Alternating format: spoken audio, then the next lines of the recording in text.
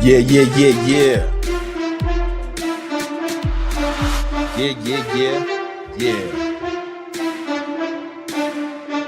You know what it is? It's another episode of that Victory Talk podcast. We about to get it in, man. We have a lot we want to cover today, man. We're going to talk about some fitness stuff for sure, but we're also going to talk about how to build your business, man. A one-person business. Now that we got these new AI advancements, I'm going to give you the whole game plan, the whole rundown, so you can start getting some money. Let's go.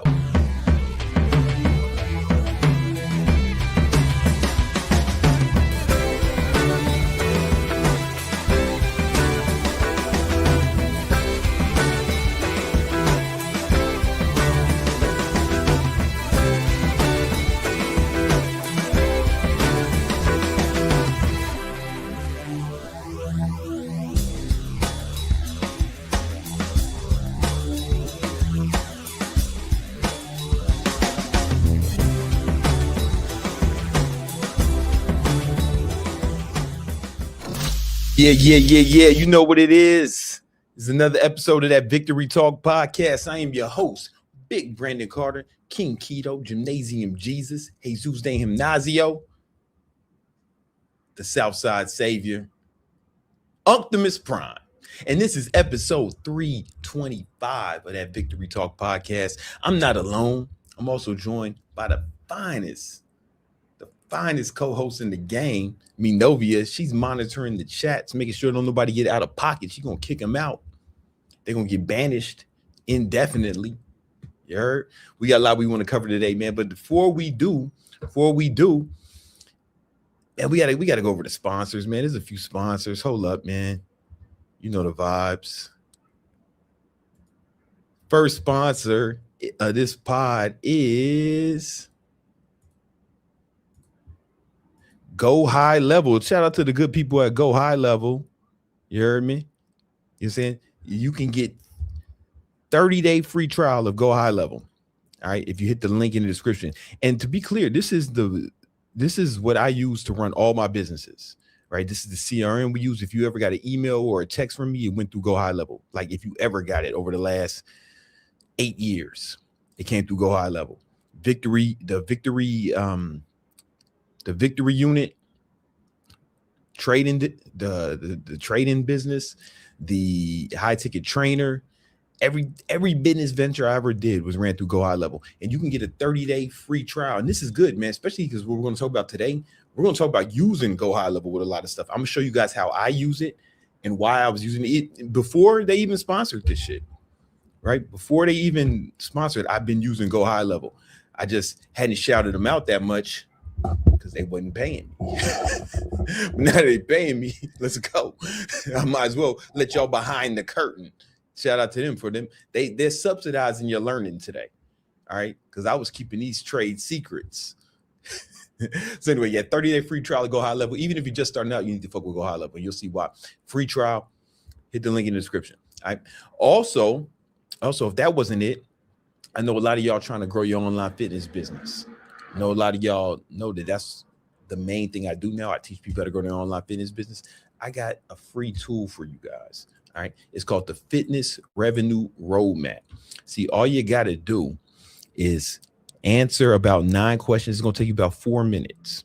Okay. It's going to take you about 4 minutes. You answer 9 questions and it will show you exactly how to go from wherever you are right now to whatever income goal you pick. So it's going to ask you what your income goal is, and it's going to give you it's going to take where you are and give you the straight path to that goal.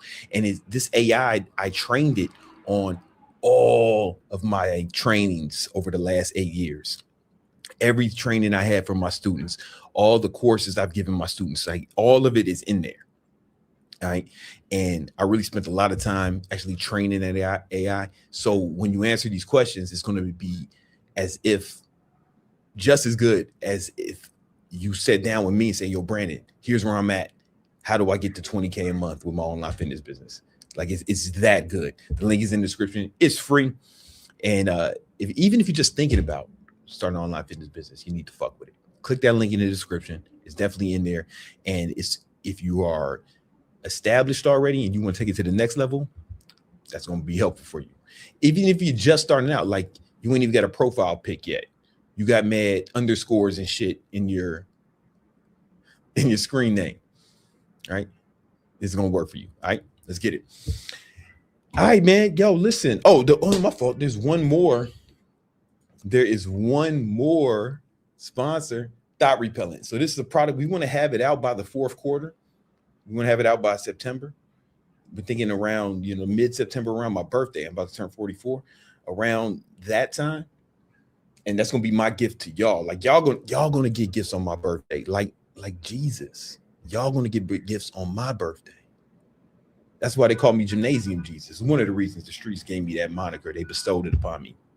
Anyway, Thought Repellent is the easy to apply spray to keep the hoes away. Because once you start, if you watch this episode to the end and take notes and implement what I say, you're going to get in amazing shape and you're going to get money. And the bitches is going to be all over you. And it's going to be a problem. It's going to be a problem. There's going to be too many bitches on you. All right. So you're going to need some Thought Repellent. So when that, wait, my girl said the other light. Yo, I forgot to turn on one of the lights. Hold up. I need all of the lights. All of the lights. All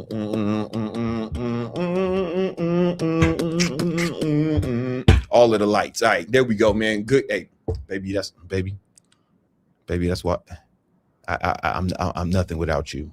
All right. I'd be here in the darkness, the shadows, the whole episode, man. I just be in the blackness.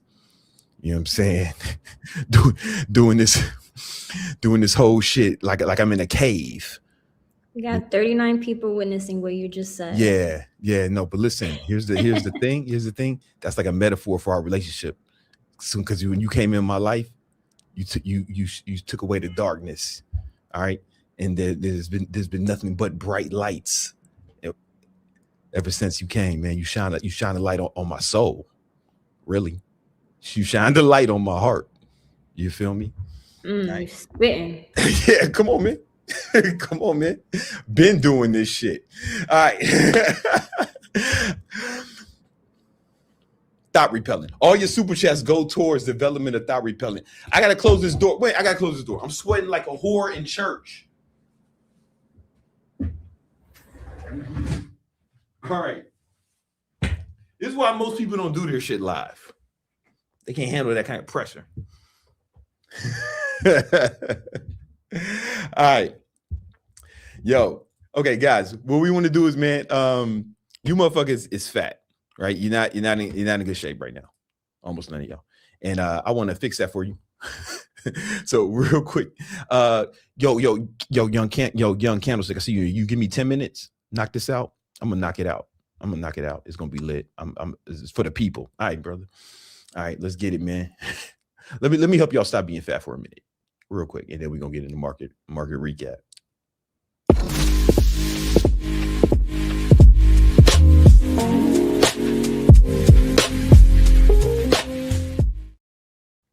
I know the story. You've been training hard, eating clean, sleeping right. You probably said stuff like, man, I tried everything. Nothing works, or everything I'm doing, nothing works, man. I hear it all the time, right? If that's you, you are probably breaking one of these rules that I'm gonna give you. You probably have one or more of these 5 habits that are ruining your physique. And we're gonna get right into it so I can help you brothers out. Hold up. Oh, I gotta share my screen.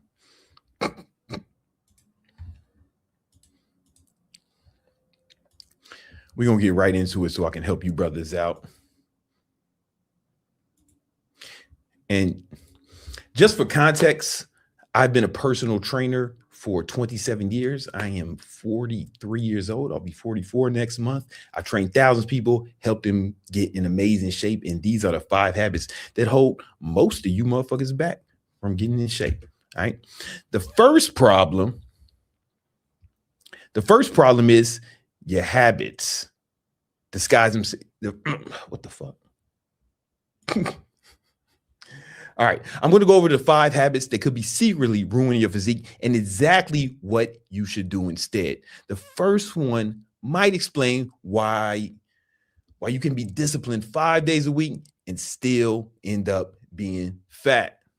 All right, I'm going to go through all of these one by one. And the order matters because each mistake builds on the same idea, right? You don't want to, and it gets progressively worse as we keep going, right? So the first mistake you're making, I see a lot of fellas making, is, and this is something I see all the time. Monday, their diet is perfect, their training's perfect. Tuesday is perfect. Wednesday, Thursday, Friday, macros tracked, training done. They're getting the steps in, making it happen. Then on Friday comes, and suddenly calories don't fucking matter, right? None of this shit matters on the weekends, right? Sunday they show up to the brunch. They eat a bunch of snacks. Maybe they have another big dinner with the family. Monday morning, you step on the scale and think, what the fuck did I do, man? Why I lose all the weight? So they blame their metabolism, their age, or their hormones, but it's the weekends that have made you weak. The calories still count on the weekends, playboy. All right. Now, imagine you're in a $1,000 calorie deficit Monday through Friday. That's a 5,000 calorie deficit so far. Great job. You're on your way to losing 2 pounds of fat this week. But Saturday night, you eat a big meal at a big restaurant. You start drinking alcohol. You get you a Shirley Temple or what's that shit my girl be drinking? A passion fruit margarita with your besties. That night alone is an extra 1,000 calories. Then Sunday happens. You out here watching football. You out here watching American football, eating all types of bullshit, rooting for your fantasy football team. And the discipline gets erased those 2 days. I want you to think of it like a bank account. You deposit $200 all week, then you withdraw $1,000 on Saturday. You wouldn't wonder why you're not richer. You know what happened. You spent it. Your calories work the same fucking way, bro.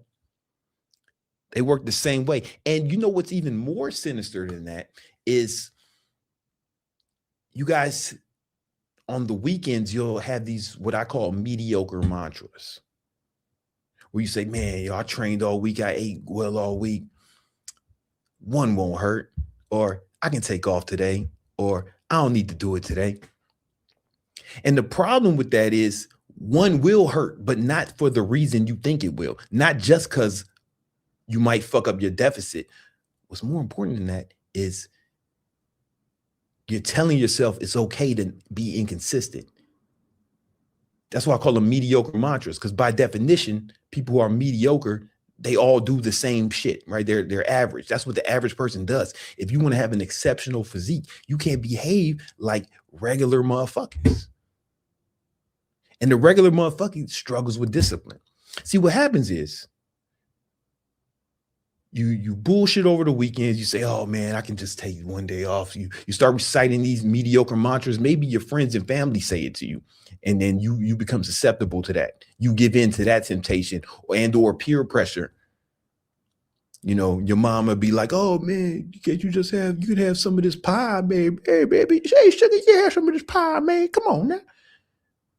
I slap that shit on the ground. My mama know not to do no shit like that to me, because she respects my vision. And she knows I need to stay in shape so I can keep making money to pay her mortgage. She might, my mama know I get paid off of my physique. So she might, if I try to eat some pie, she might snatch that shit away from me. No, you can't fuck up the money, nigga. But you don't got that problem. You got the opposite problem. You got these family members and everyone else feeding you these mediocre mantras. And even if you don't fuck up your whole deficit over the weekend, what's going to happen is you say it's okay this weekend. You say it's okay next week. You say it's okay. You let yourself grow. Rome wasn't built in a day, but it didn't fall in a day either, right? Because once you accept inconsistency will become the norm.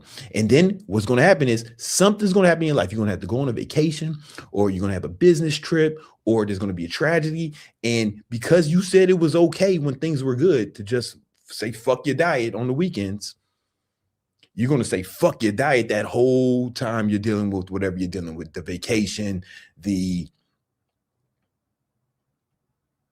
business trips, the tragedy you have to deal with. And you're going to be so far off that restarting is going to be a huge monumental task. You're going to have to start over again.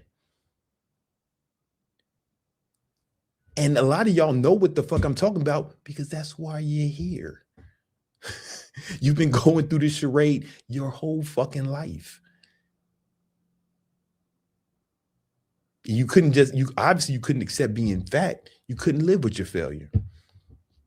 Where did that lead you? Right back to me. It's if you want to be consistent, you can do it. You just have to stop accepting inconsistency. Because one won't hurt, or man, I can do it on the weekends, or oh man, I can have just a little. I can take the day off. Those are the battle cries of the inconsistent. Mediocre mantras. But once you decide, I'm not doing that no more. I don't live like that. I'm going to stick to the path no matter what. I will stay on my grind. I will not give in to temptation. I will stay focused and stay on the path. Then consistency becomes easy. I'm telling you, you just have to burn the boats behind you. Like, no, I don't do that no more. And you never take your foot off the gas. I don't do cheat days. I don't do cheat meals. Not because one won't kill you. You can have a little treat sometime. First of all, I'm not a bitch, man. I don't need to eat like a fucking child.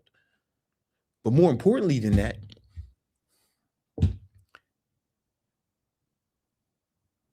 is I set standards for myself. I'm at my son's birthday party. Motherfuckers would be like, oh, you know, the other fat parents would be like, oh, you're not going to have none of the cake? I'm thinking to myself, of course not, bitch. You think I got built like this eating fucking cake? If I ate cake, I'd look like you and your fat wife and your fat kid. I don't want to look like no one in your family. So I can't behave like you motherfuckers. Now, I don't say that because I'm a nice guy. I'm like, oh, no, not for me. But here, you can have some. You can eat like a child.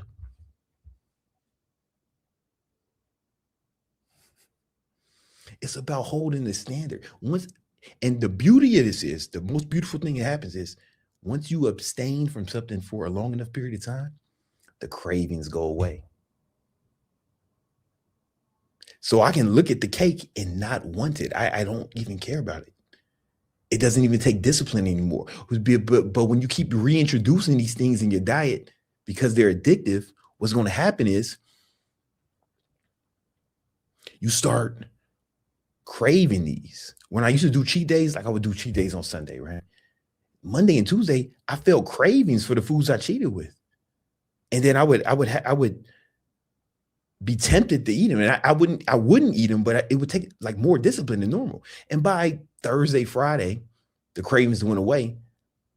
But then I had another cheat day on Sunday, and I had to keep doing the charade over and over again. Once I stopped doing cheat days, stopped doing cheat meals, the cravings went away. It takes less discipline for me for that reason, it takes less discipline for me to stick to my diet than it does for you, because you keep reintroducing this shit. I don't even think about it. Right? So that's what you need to do, man. Fuck that shit. What you can do to help, what you can do to actually make this easier, at least when you're first starting out, is you can start pre-logging what happens the night before, right? So you can actually just log what you're going to eat, plan it out. You don't have to be perfect. You don't have to sit at home eating boiled chicken while everyone else has fun, but just like pre-planning how much you're going to eat. If you're going to go to the fucking Super Bowl party, figure out what you're going to eat when you get there. If it's me, I know I'm going to get the burgers with no buns. The worst thing I might eat is the glizzy with no buns. Pause. But this way, and track everything. Even if you're going to cheat, track it. Because or plan for it. Like my girl, she's really been taking her fitness seriously. She's been getting in great shape. All her friends have been asking for advice because she's been like really on her grind, tracking her calories, tracking her macros, really like getting serious about it. And she knew she was going to go out with some friends. And she said, all right, boom, this is what I'm going to eat today, so I have enough calories left for these 2 drinks I want to have tonight. Plan it like an adult. So she still had her fun. She's not as strict and rigid as me, but she was still able to have it. Maybe you can do that instead of just shoving everything in your mouth like a whore.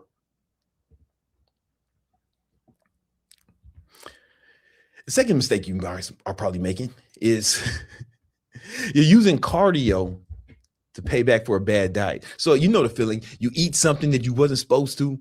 It wasn't part of the plan. And you immediately start doing the cardio math. You're like, all right, man, I ate bad today, so I got to do like more cardio tomorrow. Or I got to do an extra hour on the treadmill. It's like it's punishment for what you ate. First of all, that math don't work, Playboy. That math don't work. And I'll get into it in a minute. But guilt cardio is like a confession booth, man. You overeat, you feel guilty, you punish yourself to feel better, but then you're going to do the same thing next week, right? And the problem is, the real problem with that is you can't out-train a bad diet. So if you ate 500 calories more than you were supposed to, or you probably weren't even tracking, right? But you ate like a fucking pig on Sunday and you think, oh, I'm gonna burn it off and do some extra cardio. Yeah, it don't work like that, right? Because if you went 500 calories over maintenance on Sunday, the average person would have to run 5 miles to burn off 500 calories. It's like it's difficult to burn all food. You can't out-train a bad diet, but you can out-diet bad training. You really can, right? So don't think you can out-cardio eating like a fucking pig. You know, it doesn't work like that. Now, the next, Greg, we almost there. I'm gonna bring it home. Right. The next bad habit you're making is you're lifting with your ego. Right? You're training with your ego instead of training with proper form. I remember I was guilty of this before. I used to do this move called the human flag. This is when I was like 170, 180 pounds, right? And I would grab like the flagpole and my body would be like horizontal and I just had to hold myself up. The problem with that is it's a lot of stress on this bicep when you're doing that, whatever arm is on top. And I started bulking, right? I was bulking up and I went from like 180 to like 200, right? And I was like, you know what, let me try to do a human flag. I was trying to show off in front of my big brother. I remember I was in Vegas. It was a booth, right? And I was like, watch this. You got some kids in your life and they'll be like, hey, watch this. And the little motherfucker do some dumbass kick and you'd be like, man, this motherfucker wasting my time with this bullshit, right? I was doing the 30-year-old version of this shit to my big brother. And I was like, watch this. And then I did that shit, tore my fucking bicep. I didn't tore it, I pulled it. I had to leave the fitness expo where my business had a booth. I had a supplement company at the time. We had a booth. I had to leave everyone and go to the fucking emergency room. Now that's an extreme example, right? But when you lift without proper form and you ego lift, you are more likely to get injuries. Right? I call them FTDs, form transmitted diseases, right? So, but not only are you more susceptible to injury, what's worse is it's not as effective. So I'll see you guys doing bicep curls, right? When you're doing a bicep curl, you're supposed to keep exquisite form. Your elbow should not move up and your back should not be doing all this shit, right? You motherfuckers will turn the bicep curl into a full body movement.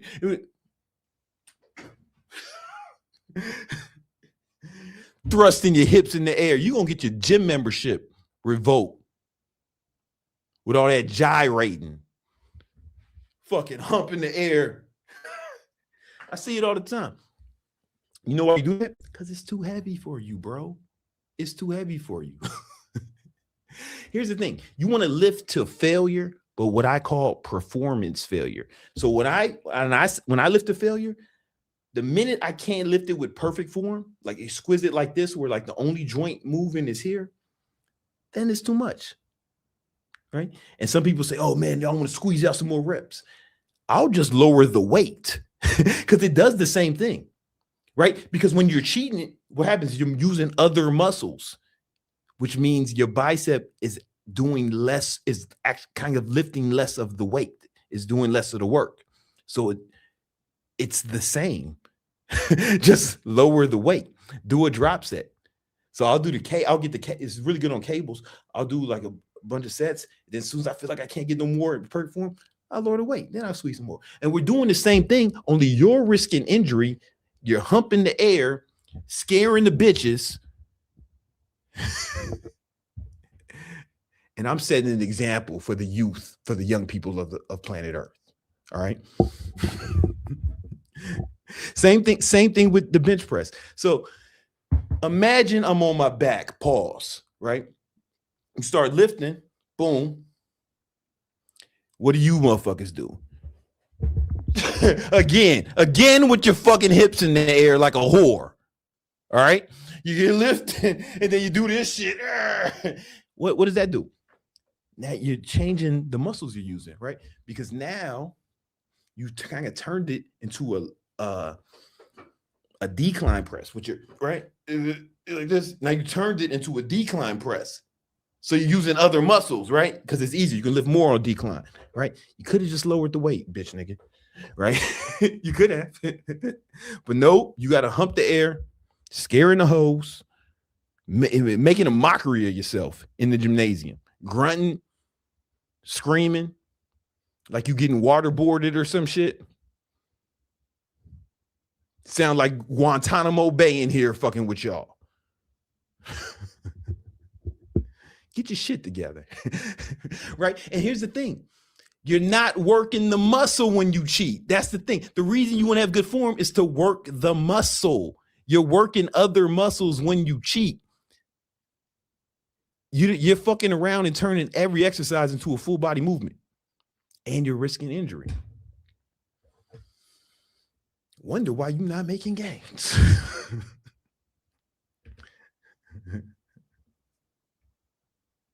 Okay. Now, the fourth thing y'all doing that's really fucking you up is, this one always gets people mad because people say, man, yo, Brandon, I eat healthy. That doesn't mean you're in a caloric deficit. Right? When people say, man, I tried everything. I'm like, well, how many calories you getting per day? How much protein you getting per day? I don't know, man. I eat healthy. That means nothing. That's like if you ask a child what his grades were. That's like if you ask someone in high school, what's your GPA? He said, oh man, I go to school. That wasn't a question, man. That's not what I asked you. All right. But from your answer, I can assume that GPA sucks. I can assume you're going to have trouble getting into trade school. I can assume that you're going to be driving my Uber one day. At best case scenario. Right? Same thing with y'all. Like when you, oh man, I eat healthy. But here's the thing, man. It's like you can eat healthy. You can eat nuts, peanut butter, avocado, olive oil, cheese, keto snacks, high quality food, and still be eating too many calories to burn fat. This is one of the biggest mistakes I see people make, right? People, you know, they say I'm eating healthy, or worse, though, my favorite shit is when motherfuckers say I eat organic or I'm staying away from seed oils. Motherfucker, I don't care what kind of pesticides was on the food. You still gonna be fat if you're consuming more calories than you burn. You get what I'm saying? Like it's still calories in, calories out. So what you gotta do is you have to track your calories and macros. You got to track. Now, every time I say that, oh my God, these people, you start bitching and moaning like I'm asking you to do calculus or some shit. You act like I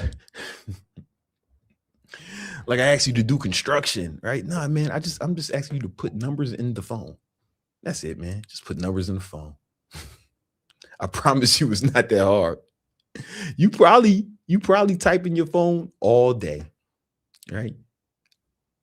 Just take a portion of that time and type in the shit you're eating.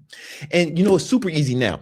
What I do it with Claude. I have this prompt and it makes it so easy. Like sometimes I'll just take a picture of the food and then it does a pretty good job of estimating what's in there. Or I take a picture of the label and it just adds it up, everything I'm eating. And then the way the prompts is designed is when I say it's the end of the day, it'll give me a total of everything I ate every day. And then it also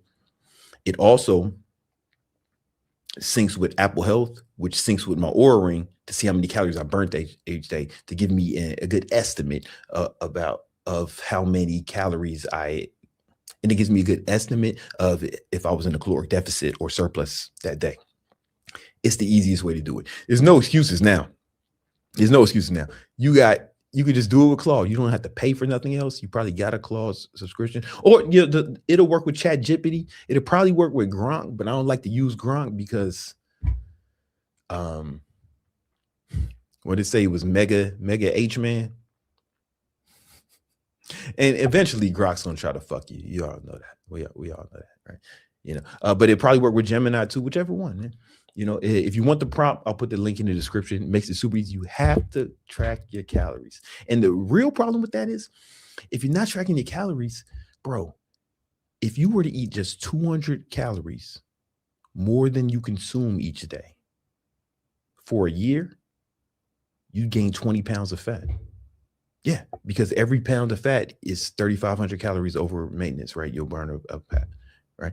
You'll gain 20 pounds. And 200 calories is nothing, right? 200 calories is like a handful of nuts, you know, like 3 eggs, fucking,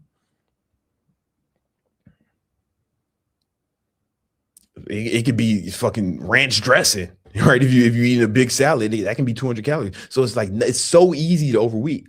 It's so easy to get fat. I mean, that's why you're here. That's why you're watching this. Like, because it's easy to get fat if you're not tracking. And most people have no idea how many calories they're eating every day. There was a study done by Duke University, and all they had these people do was track their calories. They didn't give them no diet plan. They didn't give them no diet plan. They didn't give them no workout plan. They didn't even tell them to diet. They said, man, just eat what you've been eating, and you just track it.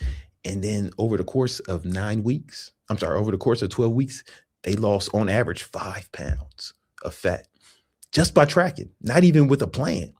Now you may think, oh, 5 pounds in 9 weeks, that's not very much. Yeah, they didn't have any plan. You understand? They weren't on a diet. They were eating regular, just tracking it. Because when you track it, now you're more cognizant. You start making better decisions almost on accident. If you did nothing but track a diet, you would lose fat. You eat the same, but you won't eat the same. because you'll see this shit and you'll be like, oh, fuck. You won't eat the same because you'll have awareness, you know? All right. And the last thing that's really fucking up your diet, and the last thing that's fucking up your gains, is you're not recovering, or you're doing exercise that's difficult to recover from. So, especially if you're an older guy watching this, but any of you guys, if you're doing a bunch of HIIT cardio, you're out here sprinting, running, flipping tires, doing all that shit, and you for cardio, the thing is, intense cardio you have to recover from. Right? It's hard on your central nervous system. And I know I'm a guy who used to do a lot of high intensity interval training. Right? When I stopped doing that, my muscles got bigger because now my central nervous system wasn't as fatigued, so I can put more energy in the gym. And this is even if you're not doing it on the same day, right? I wasn't doing all this big intense cardio, so I switched to low intensity cardio. Y'all know I'm a big fan of walking. So I walk between 10 and 20,000 steps every day, or I get on the exercise bike and I'll be on the exercise bike while I'm working, right? I do low intensity cardio because it's not difficult it's not hard on your central nervous system. And high intensity cardio makes you hungrier. Yeah, it makes you eat more. So there's a lot of studies that show that when people do like high intensity cardio, it affects their ghrelin and leptin hormones. These are the hunger hormones, and they make it makes their body want to compensate with more calories. But low intensity cardio doesn't have that effect, you know. So I really think, and this is one of the reasons why when bodybuilders are getting ready for the show, they don't do most of them don't do a lot of high intensity cardio. Most of them just walk. Or maybe they'll do the Stairmaster at most, right? But a lot of them just walk, man, slow cardio. Like they might walk on an incline or they just walk. You know, I'm super ripped right now. Like, I don't know if you can see it. I'm super ripped right now. And it's all off tracking my diet and walking. Like 20,000 steps a day, most days. I probably average 15,000 steps a day, right? But because, you know, shit happens, right? But the goal every day is 20,000 steps. I'm super shredded off that. And I'm not tired. I'm not fatigued. I can still lift heavy. I don't know, man. I think you should try it for a while. If you're somebody who's been out here joining run clubs and shit, that shit is hard on your fucking ankles, your joints. You ain't an athlete, man. You ain't about to go to combine. Fuck you doing this shit for? That ship is sailed, player. Just walk, man. Just get ripped. You know, only time I'm running is when, you know, me and my son are playing or we doing something, or we at the trampoline park. I run to chase him, but I ain't got to sprint to chase him, man. He 9. He ain't that fast yet. Just a brisk walk. Catch up with this dude. So I'm not out here running, man. And I'm super shredded right now. Look. I got veins in my shoulders. Listen, if you ain't got no shoulder veins, shut the fuck up. All right. Listen, these are the 5 things that you need to do to get in the best shape of your. Those are the 5 mistakes you're making. You want to fix each one of those. All right. Now, I know some of y'all probably in good shape. Right. And a lot of some of y'all are probably in really good shape right now, and you want to help other people get in shape, right? Because most people are breaking these rules, are probably breaking way more rules than this. Well, my main business is I teach people how to grow their online fitness businesses, and I've been doing that for about 9 years. I made my first million online training. Now I teach other people how to do it, and I have a free tool for you. If it's something you're interested in, it's called the Fitness Revenue Roadmap. And how it works is the AI I trained on all my teachings, all my courses that I gave my community members, all the one-on-one calls I had with them, everything, all my knowledge, like almost a decade of knowledge of more than a decade of knowledge of running online fitness businesses and helping other people grow their online fitness business from scratch. All right. And it'll tell you exactly what you need to do to grow your online fitness business, but it's going to be personalized. You're going to get asked, it's going to ask you 9 questions. All right, it's going to take about 4 minutes because most of them are multiple choice. And one of the questions is you're going to see what your goal is, how much money you want to make per month as an online trainer. And then it's going to see where you're at. And then it's going to give you a game plan based off all of my teachings over the last 10 years. Right? It took a long time for me to train this. And it's also going to tell you exactly how long it's going to take you to accomplish that goal. It's probably one of the coolest things I ever put out. It's 100% free. The link is in the description. And you may be thinking, how much money can you make as an online trainer? Well, one of my community members, her name was Jen Caesar. And Jen, she had a full-time job as a nurse practitioner, right? She has 2 kids, boys, so you know they keep her busy. And she had a husband, and she was really a busy woman, but she said, man, she had this thing where she just wanted to teach people how to get in shape because it played such a big role in her life. She joined the program. Hey, Jen, what's up? Oh, good. We're doing good. For the month of April, I know we were on the road to beat my January total of 39,500 something, and we've accomplished that. I finished April at $49,927. How much? $49,927 for the month of April. If I had one more day in April, it would have been 50K plus. Yeah. Yeah. For the month of May, I'm at $12,577. Yeah, 12,000 already. 577. Only the 6. I know. Oh, come on. No. Let's give Jen a round of applause. Let's go. That's amazing. Hey guys, if you want your own personal game plan that's just as good as if you ask me personally, right? Click the link in the description. It's the first link, and check it out, man. I think you'll find it super helpful. All right. Yo, Greg, thanks for your patience, man. Sorry about that. Hey, man, let's do the market recap. Let's get it.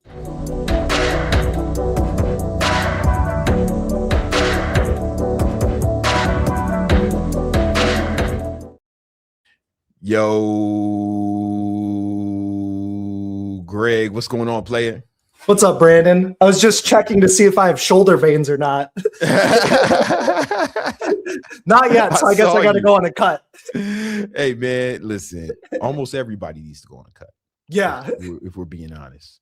Or I can just bide my time and go on some TRT. We'll wait a little bit longer. Your testosterone is probably too high, man. Like, my testosterone was higher than it is now. I'm on TRT, but my testosterone was like 1,200 when I was your age. I'm sorry. Exactly. It's like 1,200 when I was your age. Now we keep it around 900, bro. Like, exactly. It would be. It'd be detrimental. Roids. That's different. Like, you sound like you want to do roids. No, it'll come in my late. Man, I'm not here to shame you. Life is not a drug-tested sport. What'd you say? Life is not a drug-tested sport. Life is not a drug-tested sport, man. Yep. Yeah, nah, for sure, man. So, on my collegiate athlete days. Come on, man. And you know what I'm saying? You know what else is not a drug-tested sport? Trading. Yeah, let's go. Yeah. Let's check this out, man. Oh, I'm on the wrong page. Oh, you good? You good? Oh, shit. All right, cool. All right, so we got a market sell-off, you guys. Oh, real quick, guys, if you guys have any questions, you want Greg and I to analyze any stocks or anything, go ahead and leave a super chat for Greg, and he'll make sure we answer it. We'll both answer it. Okay? Exactly. So you guys, the market's heating up right now. This is super exciting. Did you guys pay attention on Tuesday? I was saying we probably start to drop. I'm leaning neutral to bearish. I closed out some puts today. Okay. So the market, what's been going on lately? Oh, you had a big short too, didn't you? Yep. Yeah. I had some shorts once we started to do the false breakout. So this is called a specialist breakout. When it's supposed to do one thing and then it doesn't do that, the traders that bought the breakout got trapped. Okay. So that's where you can start to enter short with the stop loss above all-time highs. boom, money. I'm pretty much out of all my shorts besides the transportation. But basically what we're looking at is after about 2 or 3 more down days, I think it's worth a decent dip buy. Okay. So if the market's down 1 or 2%, I think it's a buy into the end of the year, or at least for a short-term trade. And the reason for that is we have this ascending trend line and we have flat support near that level. Whenever you have a trend line coming up plus a flat support, that's usually a good buy zone. And again, that's not financial advice. This is just arts and crafts, right? I'm not telling you what to buy or sell. I'm just saying this is the location. So call it SPY 750. It's currently at 762. You know, nothing crazy going on there. But basically what's been going on in the mornings is we've been chopping for just hours. And then as soon as traders go on their lunch break, that's when they break it down. Okay, so market goes nowhere. It's just trapping buyers, trapping sellers, and then eventually one side wins. That's what's been happening lately. And we can see that oil prices being up, you know, just over the past few days. We're still at war. Okay, Yeah, we're still at war. Changed. So remember that the market kind of rallied and broke out because Trump was saying war's over. We're having peace. Market rallied 5% off of that. If the war is still going on and we're not at peace, that move is starting to get undone. Okay, so that's one factor. Another factor, the bond market, it's down. Remember, watch TLT. TLT down, market down. Okay, so if you can see on the intraday chart, oh, TLT is starting to kind of get crazy and sell off, that's going to put pressure on stocks. One other thing, the dollar is still weakening. So your purchasing power is getting lost. Dollar's flat today, but it had a big down day yesterday. Look at that bear flag. Do you see that? That's a fat ass red candle on the dollar. And you can now see, since Bitcoin is denominated in dollars, Bitcoin came to life.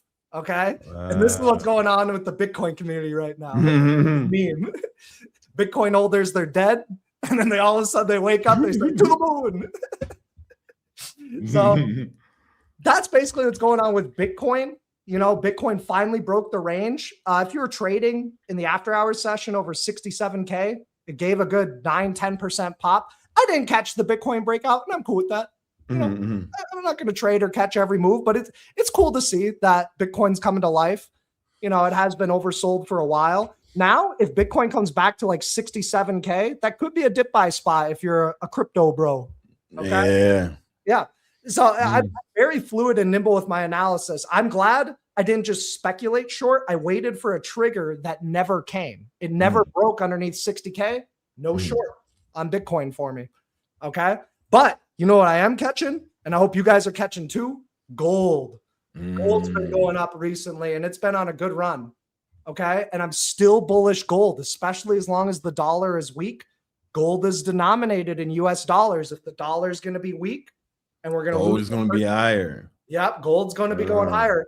And gold can even go higher even with a strong dollar if like shit's going down across the world. So don't forget that. Because other countries fuck with gold. It's not just us, you know. China's been buying a ton of gold like over the last few years, you know, like a ton of it. It's the world reserve currency, and it has a use case too. You know, you can wear gold. You can store your wealth and wear it. Yeah, man. It's cool. Like, if I'm ever gonna get my girl a present, I'll try to get her some gold jewelry or like a gold little ring or something. She'll be like, hey. I told her after I buy, it's like, if shit ever hits the fan, we're gonna sell it. And she's like, okay, cool. And she just puts it on. So that's another way to potentially store wealth, and it's appreciated well and hedged against inflation as of late. Okay. So we talked about gold, oil, Bitcoin. Now, again, I'm still short the transports, IYT. It was only down 0.5% today, but let's see if that can drop a little bit more. I've got IYT puts, okay, into September. IWM, I took off my IWM short. Remember we talked about IWM? That's right. Yep. So IWM cracked lower. It might have another down day or two before hitting support at 294 IWM. Okay. And that's going to line up probably with like SPY 350. Okay. So looking for a little bit of weakness over the next few days or weeks. And then if we can get that little bit of a sell-off, now we got some buying opportunities. It's risky to be buying after a big wave up, but after you get a pullback, now you have greater reward and less risk. Okay. Some individual stocks, guys, mRNA. Ooh. Yesterday. Okay. I'm not saying I caught this, but it's just something cool to note. Call options went from $2 to $8,000. $2 put in, went to $8,000. That they went 247,000%. Wow. 247,000%. And it's basically because they developed a cancer vaccine. That's okay? right. Yeah. Yeah. The You know melanoma. that was the plot of I Am Legend. Yeah. Just keep that in mind. Just keep that in mind. Just keep that in mind. No. That was the plot of I Am Legend. Okay. Definitely going to be buying more bullets later today. Some more 45 caliber bullets. I'm going over to Miami and hanging out with Brandon. Oh yeah, man. Yeah, listen, that's a good plan. I'll cover up a wall. If I get infected, do not hesitate to put me out, Brandon. You don't have to worry about that. You don't have to worry about that. Yeah, okay. I did have to worry about that. Yeah. You might have to worry about me. I'd have a tough time putting you down. Pause. All right. Yo, but yeah, it shot up. I mean, this is crazy. It was up 180% in one day. A large cap stock. Wow. Large cap stock up. Yeah, they have a 180%. $70 billion market cap. Boom. The 1 year returns are 408. Cheers. That's it. That's the 1 year returns. Yeah. And the biggest lesson that I want to give you guys is you don't always have to catch the individual stock that's making the big move. We've been talking about biotech. So XBI had a very nice breakout yesterday. It's looking like a buy right now with today's down day. If it's down tomorrow, I think XBI is a buy for a longer term trade, a longer term play. Remember, we've been talking about this on the monthly back when it was at $100 a share. Now it's at 163 and it's going for all-time highs. Biotech hasn't hit all-time highs since 2021. Okay. And if there are going to be these new vaccines being developed, new breakthroughs in science, you don't need to pick these individual biotech companies. You can just participate in the ETF and get not all those gains, but you're going to have much less risk and it's going to be a lot more smooth. Are the options pretty liquid? Options are decently liquid. They're not the best, but they're not terrible. I hesitate to say it's not terrible. You know, you could go out to 2028. You could go out to 2028, spend $2,000 on a call option, a little bit out of the money, and then boom, there's your biotech exposure. You know, because 100 shares, you're getting 16 grand of leverage. 16 grand in leverage off of just putting up 2K. Otherwise, you do get a dividend if you grab the shares. You know. Okay. You do get a dividend. You guys know that we've been talking about XLV for a while. Those have been making new all-time highs. It's just been kind of hanging out. If that could sell off another day or two, XLV could be a dip buy. We've been talking about ServiceNow. Again, that 160 price target. I said buy this dip at 117. Since then, another 10% move up. So me and Victory Trades members are profiting from this. Okay. Amazon, I think might be weak for the next few days or weeks. But long term, I think they're going to crush it with AI. You know, I what gives you that impression? Yeah, it really has to do with robotics. They're kind of building for the future. I think short term, it's probably going to sell along with the broad market just a little bit. But I think anywhere between 220 and 260 is a great value zone long term. You're willing to just hold through a little bit of drawdown. Anything can happen, of course. This isn't financial advice. Any stock can go to zero. I don't think Amazon's going to zero. I think it's going to double or triple. Okay. Okay. So Amazon. Yeah, so the analyst price target is around 325. Yep. And it's at 260. You know? So, yeah. So no. There's money to be made from that. And you don't always have to get that full move if you're taking options. Morningstar gives it a fair value of 300. Okay, so it's trading at a discount. And fair value tends to be a gravity point in the long run. So if you know just in the long run, Amazon's likely to gravitate towards 300, it makes sense. I've been wheeling AMZU, and this has been going great. You know, put up $3,800, you can get $200 a month. You know, and if you get called away, cool, that's fine. It's not a long-term investment anyways. So that's what I'm looking at on Amazon. I still like Google long-term. Again, though, it might be weak in the short term. Kind of not doing too much. Not going up too much, not going down. Same with Apple. We talked about this. Apple, not going up too much, not going down too much. When is the Apple event? I believe you said, what, September 9th? I don't know. I don't know the date. Last time I tried to check, my computer crashed while I was on stream. Okay. Let's gonna pull it up on the Apple site. Where's the events here? I feel like they'd be advertising it on their site, right? I don't know. Yeah. Community, maybe? Nah. Anyways, I'll post that for Victory Trades members. Okay. Last time also we talked about Netflix. Bill Ackman taking a position on Netflix. I grabbed some call options. Those went 50%. Took them off yesterday. So okay. Netflix, I wouldn't be surprised if Netflix got above $100 a share, maybe by the end of the year. So there is upside on Amazon, 20, 30%. You know, from here, 25% upside on Amazon, or sorry, on Netflix. So keep an eye out on that. SpaceX, I didn't take this short, but SpaceX rejected the 150 resistance perfectly. This is trading technically sound. So here's the opening price of SpaceX, 150, shoots up to 225, retests, lower high, breakdown underneath 150. What happens? 150 turns into resistance, and then it sells. So SpaceX, the next support is down here at 115. I'm just going to leave it alone though for a while. I think you can probably wait 6 months before buying. Those are the main things that I wanted to discuss. I took a loss on RTX. I told you guys that I like RTX. I bought calls at 223. It almost broke out to all-time highs, but then the market flopped. I just got out. So be it. We all take losses. No big deal. Yeah.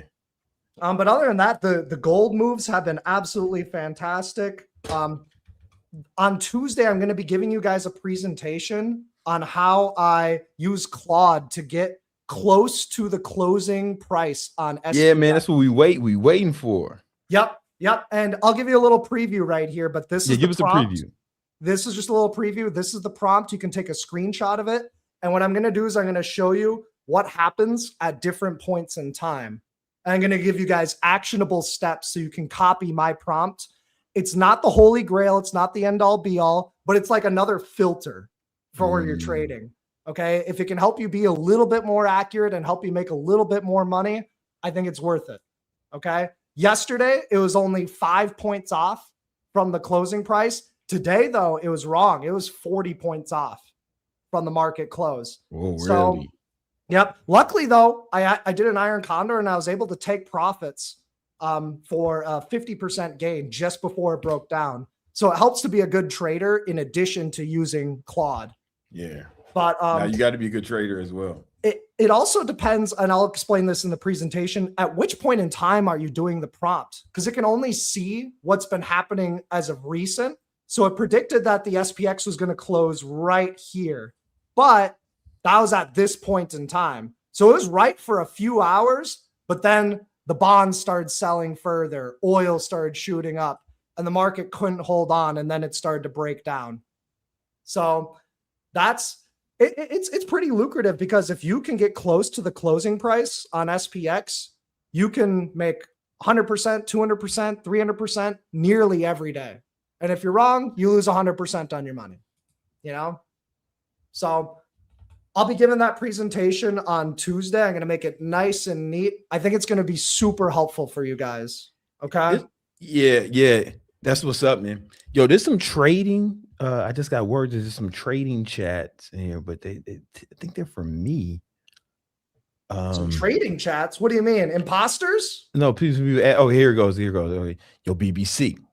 Well, I want you to take on this, Okay. I got 6K to invest in stocks. Any advice? Can you share what your longest long-term hold is? I've had like like Greg some Google Mhm. energy transfer. Like that's something I've been holding Yeah. for like 5 years. Yeah. I had a lot of Nvidia, man. I wish I still did, but some Apple. There's one called oh fuck, I always forget the name of this. It's SPG, I believe. Oh yeah, Simon Property Group. Yes, I'm in property, man. There's a bunch of balls. It's not a sexy stock, man, but no, but it's cash flow. That's Yeah. real good cash flow. a bunch of malls, like a Bro, lot of SPG has been on a tear for the past number of years. Mhm. Like, it's been a really good stock. Like, And it's been good this year. Like this year, it's up 20. It's up 26%. Yeah, bro, that's good. yeah, Doubling the S&P 500, more than doubling. yeah. I don't know if I would buy it now. Right? Yeah. You know what I'm saying? What about you, Greg? I know Google is your main one, right? So, okay, I would go. This is not advice. This is just in general. It depends on your age, but if you're just going to be investing for the long term, QQQ is fantastic. It's hard to beat, right? It's so hard to beat because there's going to be tech stocks that are going to underperform. They'll just get kicked out. And then the best ones rise towards the top. So for growth, I just love QQQ. I personally opted for QQQI, and I'm cool with that. It just means I sacrifice a little bit of growth, but I get dividends in the short term. Those dividends I take, and then I buy different stocks at low value. Okay. Is there a cheaper version of QQQ? And the reason I say that is because this guy got $6,000. He can't sell like cash secure puts. He really can't do cash. Is there like a it's not There's like QQQM. What's that? QQQM, it's half the price of QQQ. It's the exact same thing. QQQM. But it's half the price. It's still a lot. Yeah, it's half the price. It's still a lot. I would say at 6K. Just buy QQQ. Fuck it. You know what I'm saying? Yeah, it's almost not even worth to do the wheel. You can start doing the wheel once your account gets up to like 20K, 30K, if you're willing to tolerate the risk. I like QQQ. I love Google. You guys know that. I like Amazon. Okay. I know it's very concentrated. If you're looking for a healthcare stock, I've been talking about Medtronic, MDT. Wait a minute. Growth plus dividends. Put a pin in that for a second. I want to come back there. But what was it? What if XL is like the technology one? Oh yeah, XLK. It's going to be the exact same thing as QQQ, but even then, it's still higher priced. How much is it? 183. But that's cheaper. It is cheaper. XLK. You can't sell a cash secure put though. No. But it's about it moves the same as QQQ, right? Very similar. It'll be almost identical. I believe there are some differences in the holdings, but not a lot. Do you think if Anthropic and OpenAI go public, they'll definitely be in QQQ for sure. But you think they'll be in this one too? Yeah, they should. Yeah. I think, man, I don't know if that's a good thing. Those companies don't. I mean, like I'm a fan of both the products, but those companies don't make money. Yeah, and if their valuations are too high and they can't grow, they just don't make money. Yeah.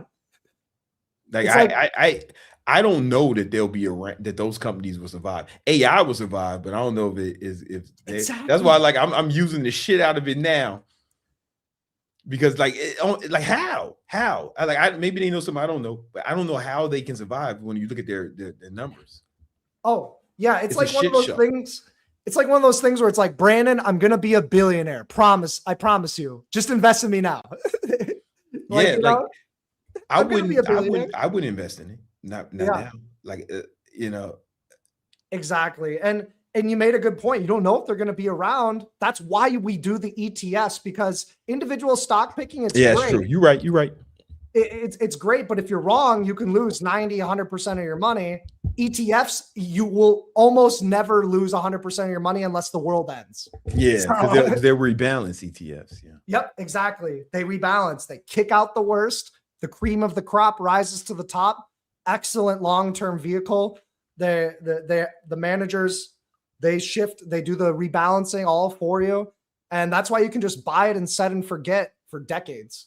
You know? Yo, I'm waiting to see. I'm waiting to see what that new Mac Studio is. They got. Yeah. I'm probably getting one that's maxed out, and I'm gonna start running local AI on that shit, so I'm not dependent. Because I don't think they got a good business model.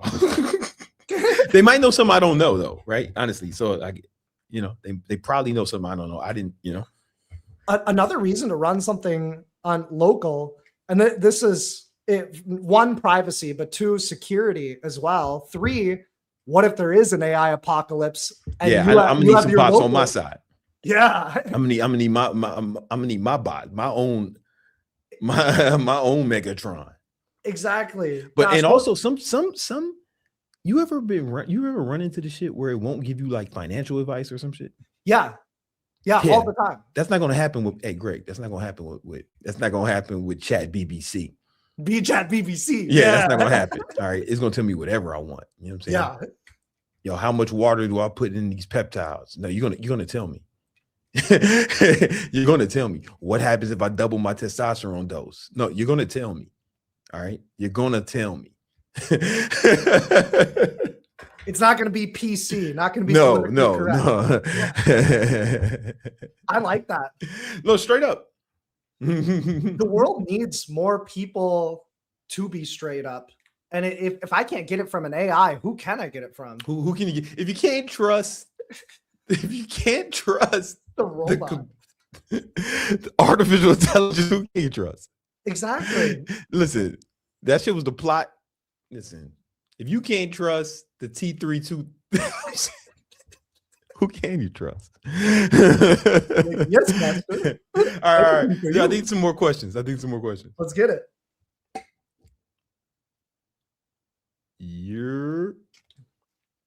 But yeah, to donde finish está that mi guy's novia? question, Donde está cuestiones para financiole? just to quickly finish that guy's question, I really do like Medtronic. I have a decent amount of my portfolio in this. Okay. So that pays a nice dividend. I have a decent amount of my portfolio in gold, GLD. Okay. And if I ever want to cash flow it, you just buy GLDI. People say gold isn't a cash flowing asset. Like, no shit, dipshit. You can just buy the cash flowing version of it. Yeah. So GLDI. And then my favorite semiconductor is TSM. So TSM, man. It's boring right now. Wait until it's at 600, 700, 800. It's boring right now. Yeah. I like it. Hey, guys. Hey, Greg, show them some of the wins. I'd be happy to. Yeah, so this is the Victory Trades Discord. We're posting memes. We got trade alerts. We're posting trade ideas. Like I posted this Iron Condor right over here. Hey, risk of 250 to make 250. And I just post, hey, I'm exiting the right over here. I'm exiting the Iron Condor. So boom, everybody that followed that trade made the membership back for the month. Cool. This is the Victory Trades Wins channel. We got Simus over here. He's been trading live with us for the past 3 years. He's been cranking out the funded accounts and getting payouts. Let's go. Yep. Brandon, I don't know if you've been checking, but that trading bot has been working. Oh, text me after that. Yeah, I'll tell you about it later. But that's a whole different thing. Yeah, Chris, he's been making about $200 to $300 a day every day for the past 2 months. Like he's crushing it. He's up over 70% year to date with Victory Trades. So, and that's on a large account. He's not trading no like 1K, 2K account. Okay. Chase over here, he booked a coaching call a month ago. He's literally only been trading for a month. He's making $500 to $800 a day. $500 to $800 a day trade with 0-day call options. He's using Claude, the Claude strategy that I've outlined in Victory Trades. He runs trades by me. He also attends live every morning. Yeah, literally just learned to trade a month ago. Yo, if you want to join Victory Trades, the link is in the description. It's $100 a month. But like you get Greg's trade alert straight to your phone, and you can trade with us every morning. I'm gonna be back either tomorrow or Monday. Okay. It's either gonna be tomorrow or Monday. It's just oh no, it's gonna be Monday. I gotta leave. I gotta go. I leave town tomorrow. But Monday I'm back. I'm back. Let's get it. Right. And the link is in the description, or it's one of the comments too. You know what I'm saying? Yeah. And if you're a brand new trader, there are courses, a beginner course, an options course, a futures course. I will say in the future, you won't be getting trade alerts from me, but you will still be. We're still gonna get it trade from our alerts. team, and they're gonna be just as good. They're gonna be just as good, if not better. If not better. If not better. You know what I'm saying? And Yeah. you still be trade. And then Yeah. the live is gonna be me and potentially one of our Prezi who's been killing it, man. I want to have him on the live. Like I do. You know what I'm saying? He's a cool dude. I haven't I'll had be a in time touch to talk with him. to Amber. I forgot, to be honest with you. You know what I'm saying? That's always But cool. I got a meeting with her on Monday. Just remind me on Monday to talk to Amber. Yeah, You got it. You we got it. a meeting. Yeah.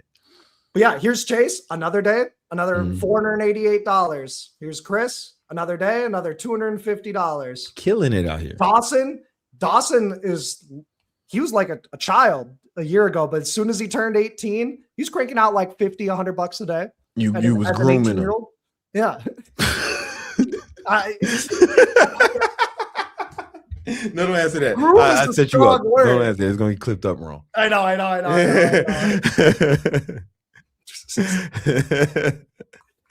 Here's a quick little payout on Tradeify. You can take like daily payouts. Apex, Oh, you can take daily payouts on Tradeify. Yep. That's pretty cool. On Apex, you kind of get your payouts in bulk. Okay. Yeah. So I have another $1,000 before I can get payouts on my funded account. So I'm just gonna Yeah, the next payout. grinding You've been getting payouts. Somebody been asking about that. Yeah, definitely. Sometimes I've gone through months where I just blow funded accounts left and right. Shit happens, past 2 months. I've seen you. We all been there. It's part of it, you know.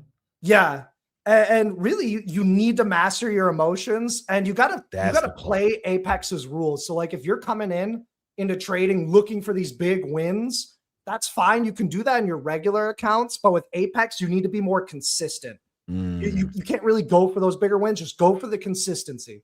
Can I show you something? Consistency. I want I want to show you something. So there's something I've been working on in the background, and I think I'm going to share it with Victory Trades.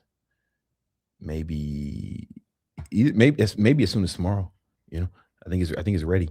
But so this is dummy data here, right? But it's the new Victory Trades journal, right? So you can put your this is the dashboard to show you. This is dummy data, right?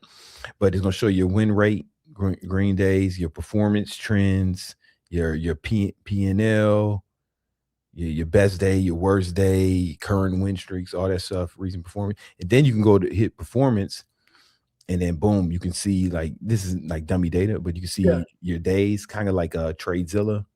Yeah. Right. You can see for the month, you'll be able to switch for a month to years. You can change the currencies, you know, because some of the people are from different countries, you know.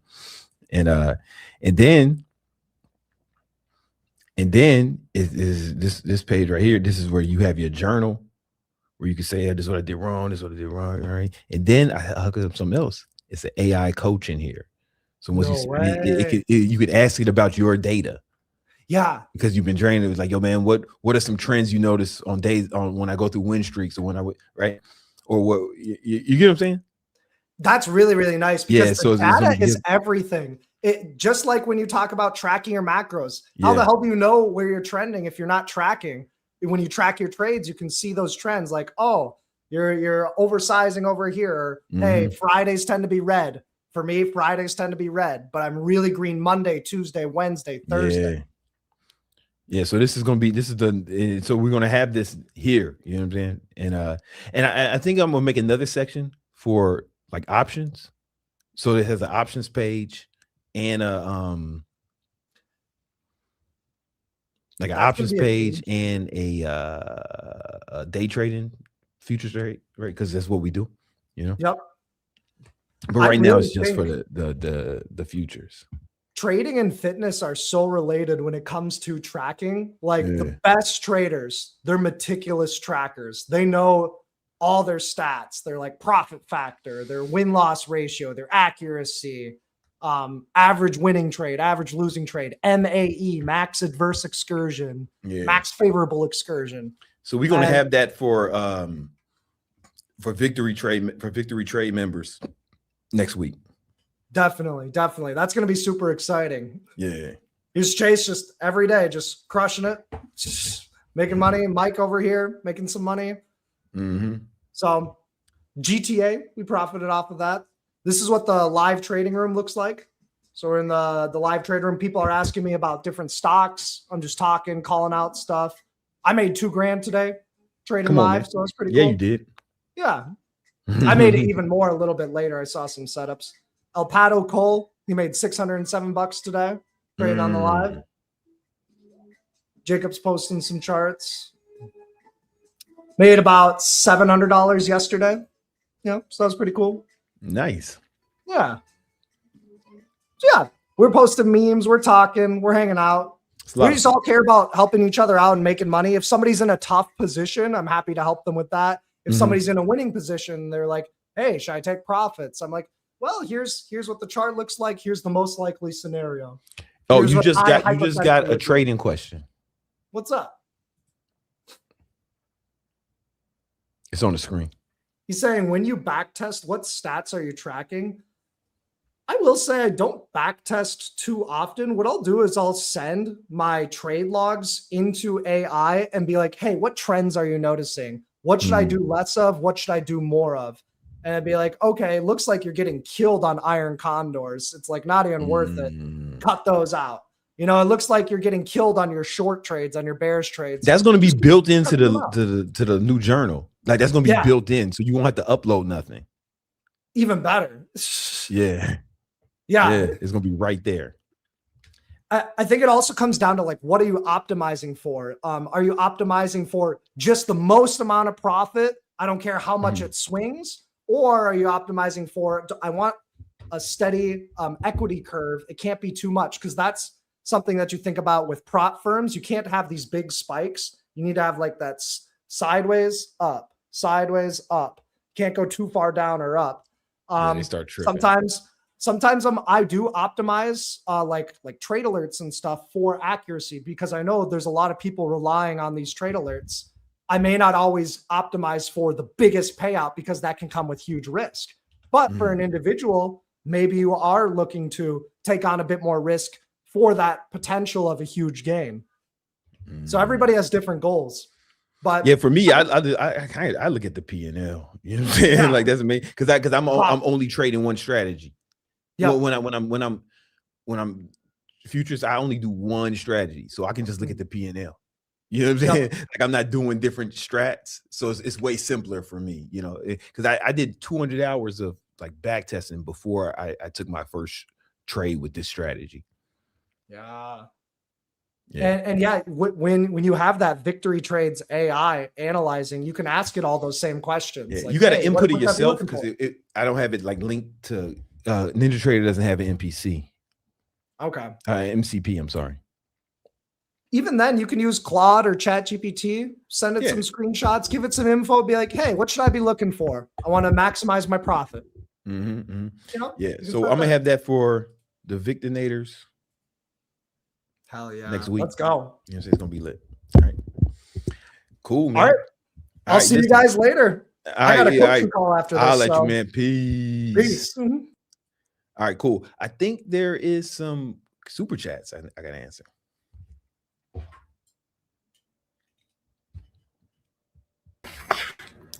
We have Alex.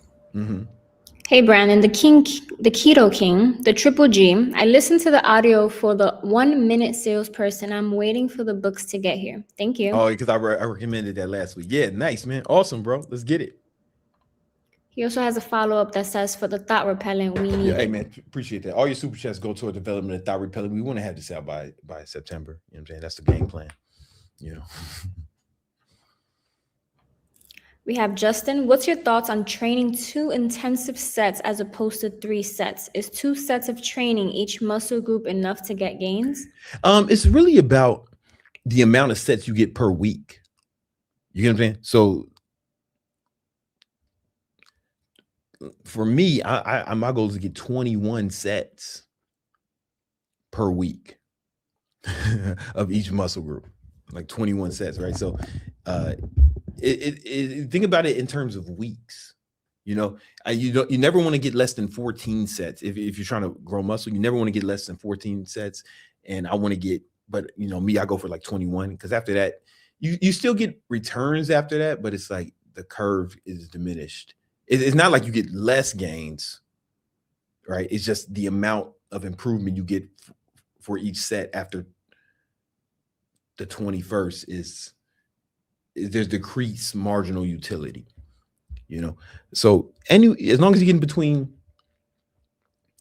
14 and 21 sets per month, per week, you're good. So it's not if you get 2 sets, it's not per workout is what I'm trying to say. You get what I'm saying? Yeah. Yeah. We have Jeremy. What's up, Jeremy? Jesus de Gimnasio. I love tech and want to help coaches set up systems like Instagram comment automations. Is that a good biz? How would I find clients? It's a great biz. And you can set that up super easy. You know what I'm saying? Actually, man, if you, there's a lot of ways you can do it. But it's built in to Go High Level. And then if you get Go High Level, you can also, they have it. You can white label Go High Level and set it up with them. And then in there, they have bots, like automated bots that you can set up for Instagram. You can set them up for text message. You can set them up for email. So yeah, it's a good business, and it's super easy to set up. Like you don't even need to be super technical to set that shit up now. So I think it's a good business. Yeah. Ooh, at the buzzer. I don't know if Greg is around. We have Pursue Excellence with thoughts on light and driv. All right, let me. You know what, man? I don't know. I don't think Greg's here, but you got me. All right, let me see. Let me see what we're talking about. Oh, all right. So let's go. What do you got? Light.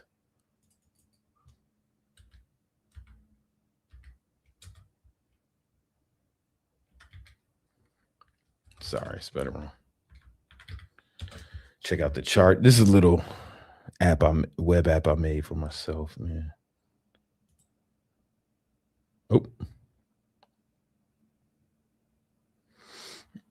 All right, so this is an ETF. I don't know a lot about them, to be honest with you, man. It's ETF. When I look at the chart, it's kind of all over the place. Yeah, Greg's gone, man. So I'm just looking at the charts and shit.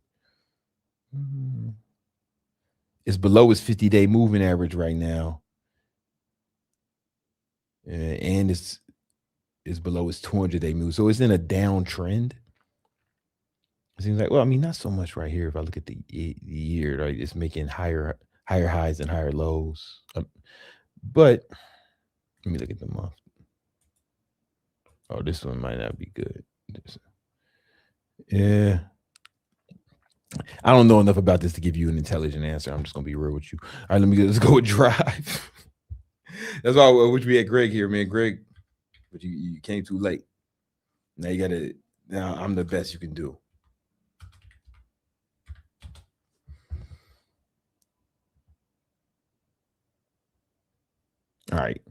All right. Global Automotive Electric Vehicle ETF. All right. I like this chart a lot better.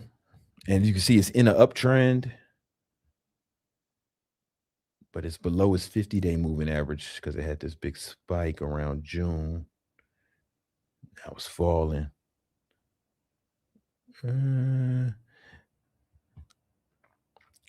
Very limited data from the quants. Yeah, if you believe EVs are the future, right? If you have a thesis on that, I don't really have a strong bull case. I don't have a strong thesis in any direction for electric vehicles, right? The only one I ever drove was the fucking Spectre, the fucking what's it called, the Rolls Royce one, when I test drove it, and it was smooth. But it's up 6% for the year, right? So that is promising. I don't know. I don't have a strong thesis, man. Sorry. All right. What else we got?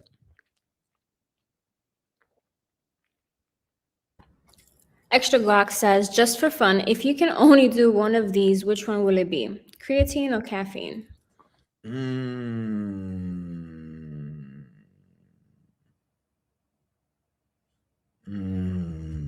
Caffeine. I think I'm gonna go caffeine. It's weird because I picked caffeine because of the. I gotta go caffeine, but damn, I mean those are staples. I've been taking creatine for almost 30 years in a row. 20 grams a day. So I don't really remember life without creatine. I've been taking creatine every day longer than I haven't been taking it. So man, that's a. But I've been taking caffeine longer than that. Man, it's like asking which one of your kids you like the most, you know? That's so dramatic, bro. Nah, it's exactly the same, man. But you know, you're gonna pick the favorite. I heard you got a favorite. I only got one kid as of now, but I heard you got to have a favorite. I heard that most parents they don't say it, but they have a favorite. I was my dad's favorite, but my sister's my mom's favorite, and I'm cool with that. Like I prefer it that way. We have Steven. Mm-hmm. Yo, BBC, I'm stuck at the same weight. I'm lifting is the only solution to bulk up. Yeah, man. Yeah. You don't have to get fat though. All right, Steven. This is how you bulk. You don't have to get fat. Like that's a misnomer. People think you got to get fat. Right? Hold on.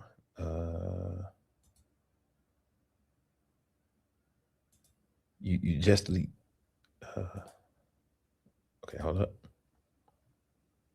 Let me share my screen. You don't have to get fat, Steve. All right, what you're going to do is, oh shit. So what you're going to do, Steven, let me put it like this, is you're going to do micro cuts and micro bulks, right? So you're slim now, so you're going to start with a bulk, right? This is the bulk line. And this is the cut. All right. And what you're going to do is,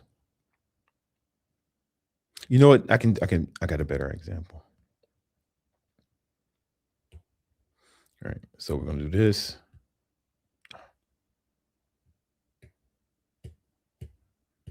Here's what you're going to do, Steve. All right. Here, we're going to bulk above this line. I should have made that in green. All right.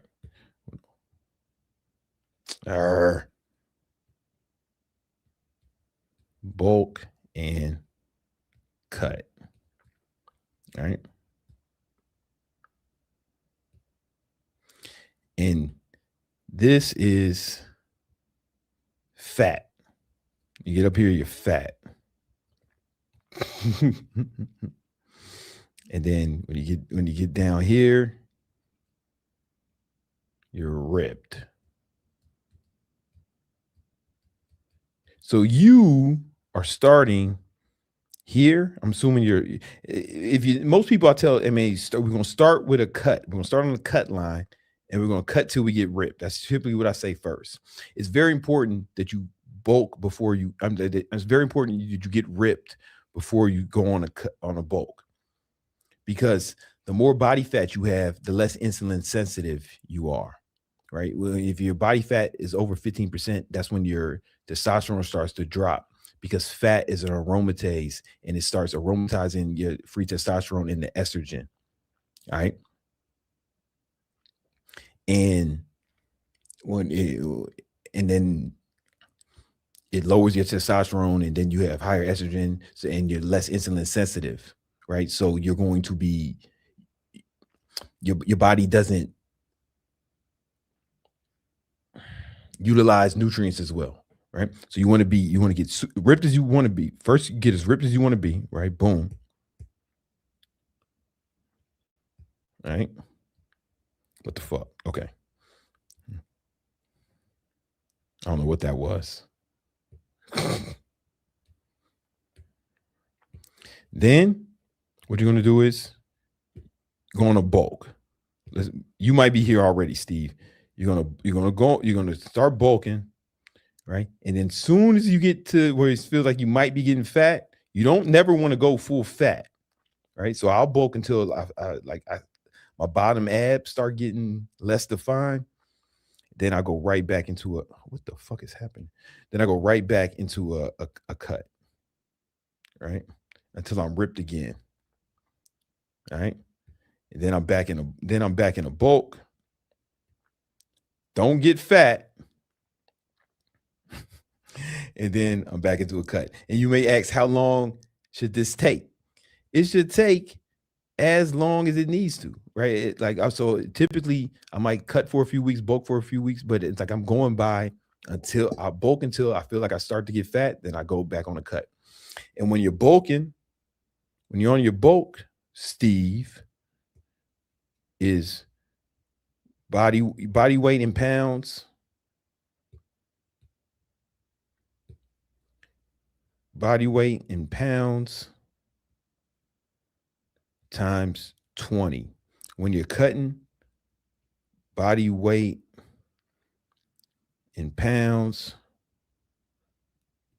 times 10. Some people say that's too much. Oh man, you only need a 500 calorie deficit. The problem is it's too easy to fuck up a 500 calorie deficit, right? You might put too much ranch dressing and fuck up your deficit. Like honestly, it's super easy to fuck up this small deficit, and it's super easy to not eat enough too. You got to remember, the FDA allows food labels to be wrong by 20%, so that shit you ate that said it was 100 calories, or the shit you said, the shit you ate that said it was 500 calories might have been 600 calories. It might have been 400 calories. It's legally allowed to be off by 20%. You don't know, right? That's why you got to go hard with the bulk and hard with the cut to make up for any discrepancies that may count in your food labels. And if you go out and eat somewhere, like you don't really, you're taking your best estimate, right? But you don't really know how they cooked it. You put in the Chipotle, like, man, that fucking chick at Chipotle, she didn't weigh the fucking guac she gave you. She just scooped that shit. Every scoop gonna have a little bit. she ain't scooping that shit perfectly. You know what I'm saying? It's not a measuring cup, right? So it's too easy to fuck up a small deficit, and it's too easy to fuck up a big deficit and fuck around not eating enough, right?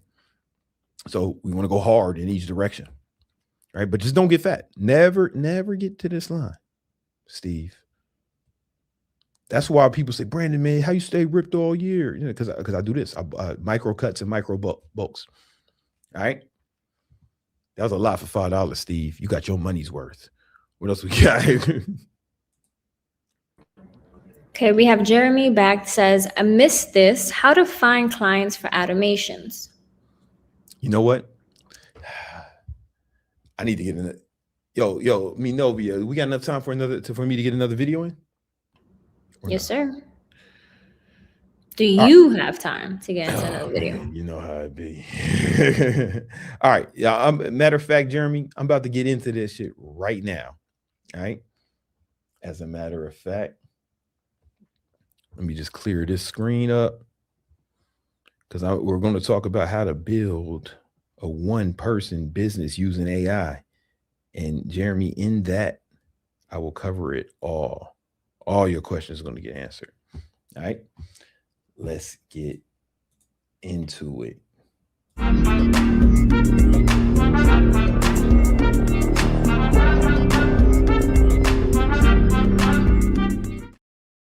I've made over $20 million online. And a lot of it was before AI. Probably most of it was before AI. And if I had to start over again, I would do things differently because of AI. I wouldn't have hired all them people because I wouldn't have had to, right? I would do what I'm going to tell you. I would do what I'm about to tell you. I would do what I am about to teach you, how you can start a profitable online business using AI. And I'm not just talking. I've helped over 15,000 people grow successful online fitness businesses, because that's where my expertise is, mostly in the fitness space, right? And we've seen people get up to $500,000, $700,000, one person. And it's because of AI. Before that, they would cap out at maybe $200,000-$300,000 before AI. Before they would cap out at like $200,000-$300 before they had to start hiring people. But now with AI, they can take it to the next level, right? And I believe that, and it's going to be, and they do it, and they did it doing the things I'm going to teach you right now. All right. So in order for us to do this,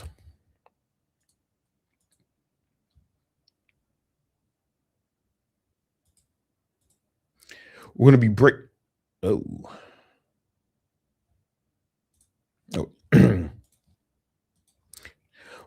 we're going to break this down into 3 phases, right? So phase 1 is going to be ideation.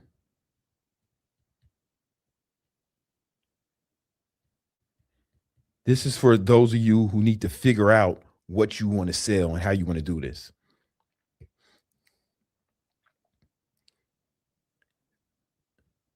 Phase 2 is going to be what we're calling the harvest phase.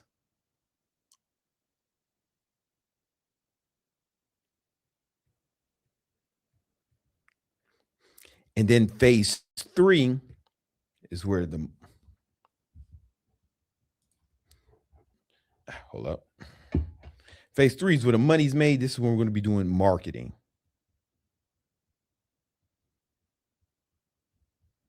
All right. Now, let's start with ideation. A lot of you guys may not know what kind of business you want to start. Well, you got some options. On a macro level, you have 2 options. You can either have a product you can sell, or you can sell a service, right? A product-based business or service-based business. A product-based business is when you're selling, most of the time it's physical goods. You know, I used to have a supplement company, and that was a product that we sold to people.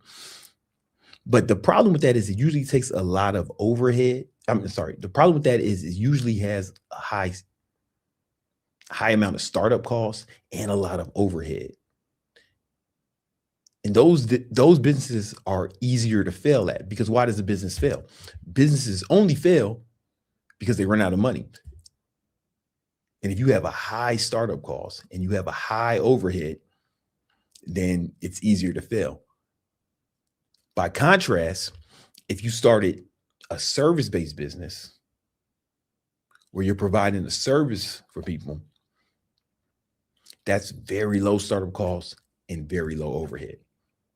The first business I ever had that was successful was a service-based business, online training. That's how I made my first $1 million as an online trainer.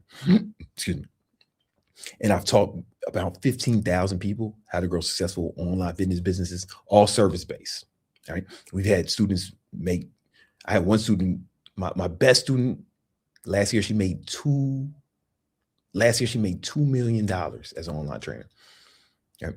Now she has a big team. We're going to talk about how you can start making money as a 1-person operation. And then when you get to the point, you can decide if you want to scale into that. Right? So with ideation, we're going to pick a service-based business. This is exactly what I would do. All right.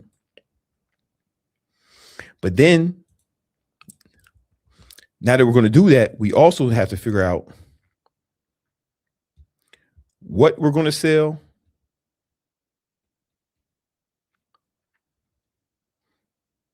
we got to figure out how we're going to sell it, and we need to figure out the price point.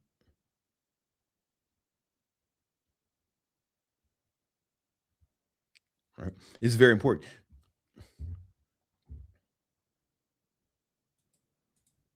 Now, here's the thing. What you sell and your price is going to determine how you're going to sell it. So first, let's figure out what we're going to sell. If I were you, I'm not going to do it right now. I would open up Claude, ChatGPT, or Gronk if you nasty, and put in a prompt like this.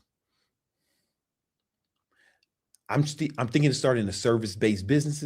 I'm thinking of starting a service-based business. Interview me, asking me what. Interview me, and once you have enough questions about me and my expertise, come up with some options of businesses I can start. All right. That's if you don't know. You can do some sort of prompt like that. You might be watching this, you might know exactly what you want to do. In which case, now we need to figure out the price point and what we're going to sell. All right. So when it comes to pricing your product or service, it's really based off how involved you are, right? If you're just selling a course, then that's something that's cheap. So you can just sell that from a link in your bio on social media, or you can sell it, basically it's going to be a checkout link somewhere where people can just buy on their own time, right? Now, if you're selling something that's like coaching, where it's hands-on, and you're actually working with these people, especially if it's one-on-one, then that's would be more of a high ticket offer. And with a high ticket offer, you want to price that higher. So I teach people how to grow online fitness businesses. And the price point that I say that everyone should start at is based off the size of the package. Pause. So for 16 weeks of online training, online fitness training, that's about $997. That's the floor, not the ceiling. You could charge more. Or for monthly, 4 weeks, that is $297. Or you can do weekly, right? Do 1 week at a time. And I recommend that $80 a week, which is super cheap. You got to remember, in-person training, especially at a nice gym, they might charge you $100 per session. You got to see the trainer like 3 times a week. So that's $300. That's $300 a week, right? So this is actually a steal, because the in-person training is not even going to help you track your macros and your diet and make sure you do it every day. But online training, that we're going to do that. All right. Now here's the thing: if you had 25 clients at $80 a week, right, and you maintain the average of 25 clients for 52 weeks, which is a year, you'd make $104,000 a year. And that's the beauty of it. That's the beauty of doing something high ticket. So I recommend you do something high ticket, because now we only have to have 25 clients and we're making 6 figures. And you can do this as a one-person business. In fact, I have tons of students who have done it. Like literally thousands of students who did just that. For example, one of my students, her name was Anna. What's Anna's last name? Anyway, one of my students, her name was Anna, and she was from Dallas, Texas. And she had been an in-person trainer, but she had never trained anyone online. She had no idea how to do it. And I'm going to teach you a lot of this in this program. But she joined my program, High Ticket Trainer, and we taught her how to start her online fitness business. And within the first year, she was making big money. Let me show you. I am here with one of my best students, Anna Quinn. From where in Texas are you from? Dallas, Texas. From Dallas, Texas. We've been working together for how long? 8 months. 8 months. Almost. And how much money have you made in those 8 months? Rounding up to the $80,000. $80,000 in 8 months. Yeah, 79.6. You know what I'm saying? And that's like online. Yeah, that's just online coaching. Just online coaching. The 8 months before that, how much money were you making in online coaching? Nothing in online coaching, or maybe like $300. 300. Oh, that's a big improvement. How many 22-year-olds who you know are making six figures? I mean, I know people like in your group that Oh yeah, that other people in our group. Yeah, but yeah. With an exception of that, I don't know any. Wow. How do your parents feel about this? I went to lunch with them yesterday, and I told them how much I made, and my dad was like, "You've made more money in the last 4 months than I have." And I was like, "Hey, Dad, I'll pitch this in for Grandpa if you want." Like, let's, that feels good though, right? Yes, like to finally they help me like to finally be able to give back to them, like start paying off my student loans. Yeah. So you're gonna. Sorry, it ended while I was doing something else. But yeah, guys, if you want to learn how to grow your online fitness business, I got a free tool for you to show you the exact game plan. I'm gonna give it to you in this video, but if you want a game plan personalized for you, there's a free resource. It's a tool I made called the Fitness Revenue Roadmap. It's based off all my trainings, everything I taught my students over the last 10 years, everything I've taught everyone in my community, and all my one-on-ones with the community. It was trained on all the conversations I had with my community members and trained on all of my teachings. And you just put in exactly where you are. It's going to ask you about 9 questions. It's going to take about 4 minutes, and it'll spit out a customized game plan for you to grow your online fitness business. All right. And it's 100% free. The link is in the description right now. But that's the game plan right there. That's what we want to do. We want to do something that is high ticket, right? And in order to sell something high ticket, and this is not even super expensive, right? But in order to sell something high ticket, what we typically have to do is sales calls.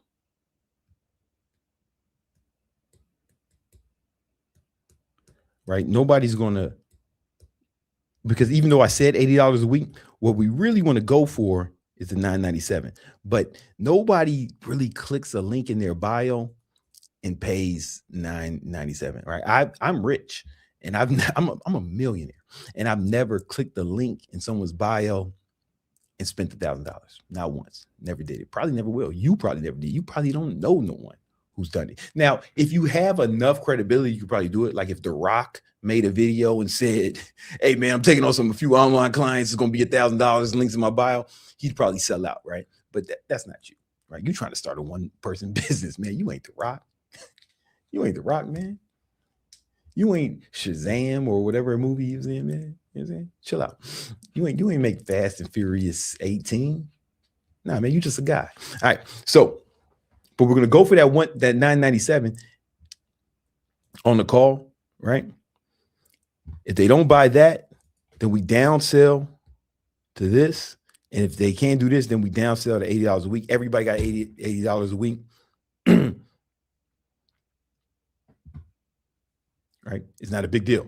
Right? And this pricing structure works with most things. If you're selling a service that will actually require, if you're selling some sort of service that requires more time for you than online training is relatively easy. You know, you're just giving people workout plans, you're giving them custom meal plans, custom workout plans. And the only real hard part is checking on them every day, making sure they track their macros, like actually staying in contact with all your clients every day.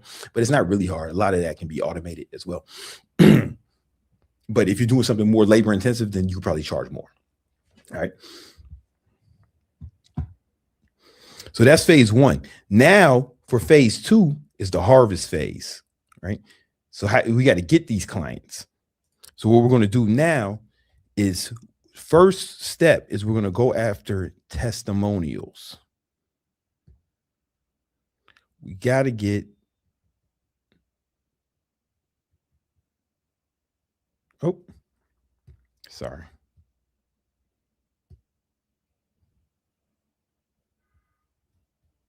I'm struggling with this, man. Bear with me.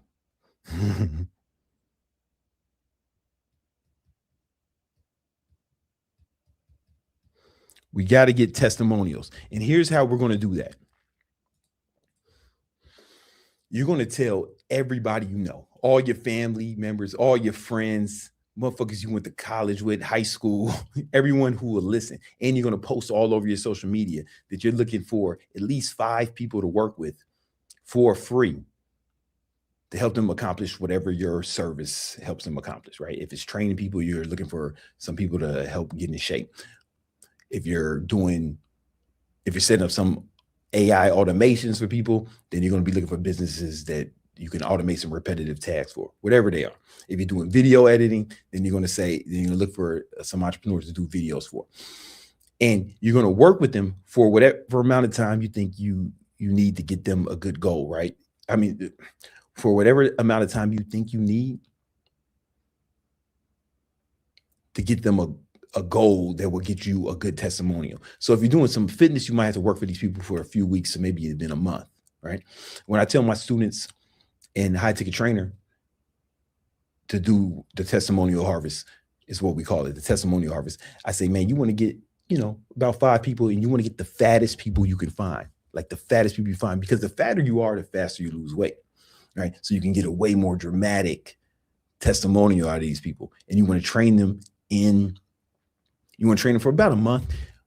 And in return, you'll get a testimonial that you can use, right? That's going to give you what credibility, and we'll use that testimonial in the marketing. But you can do that with any business. If you're a videographer, then you're going to work for some people for free in exchange for testimonials, right? And then use those testimonials in marketing. If you're doing AI automations, you're going to set that up for a business, right, or whatever, and in exchange for testimonials. And people are down to do it for free. They're definitely down to do it for free. It don't cost them nothing. Right? In fact, people will be excited about it. Now, here's what you do. Once you get the testimonial, what you want to do is you want to say, hey, if you're happy with what we did and you want to keep working with each other, you can give those people a deal, like give them half off to work with you because they beta tested with you. They took a chance on you. Right. And a lot of times when people run the testimonial harvest, those are their first clients because it's the easiest sell in the world. You already just helped them. Right. And if they want to keep getting the help, well, they're going to have to get it from you. And in a fitness context, it's really powerful because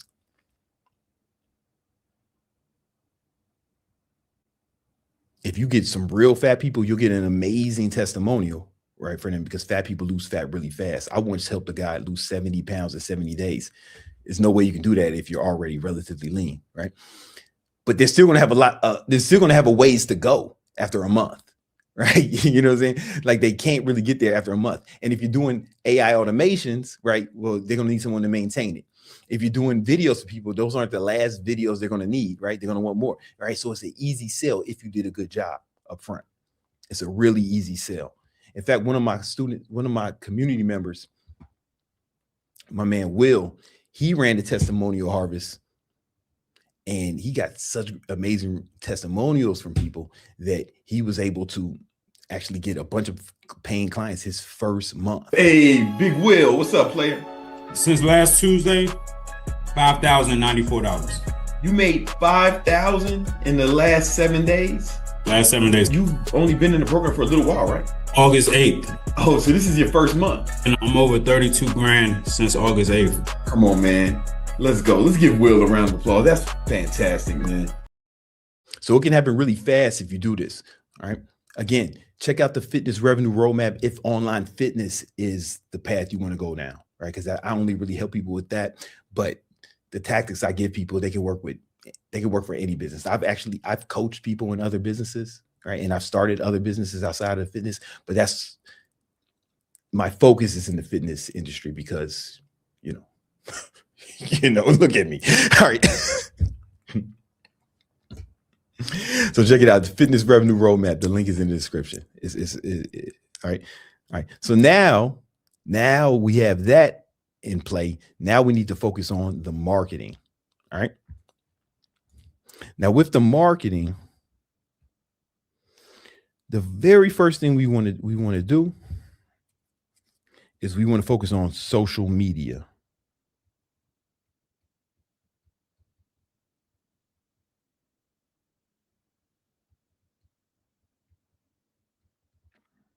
Right. We want to focus on social media, and that's how we're going to get our name out there. Right. We're going to start posting content.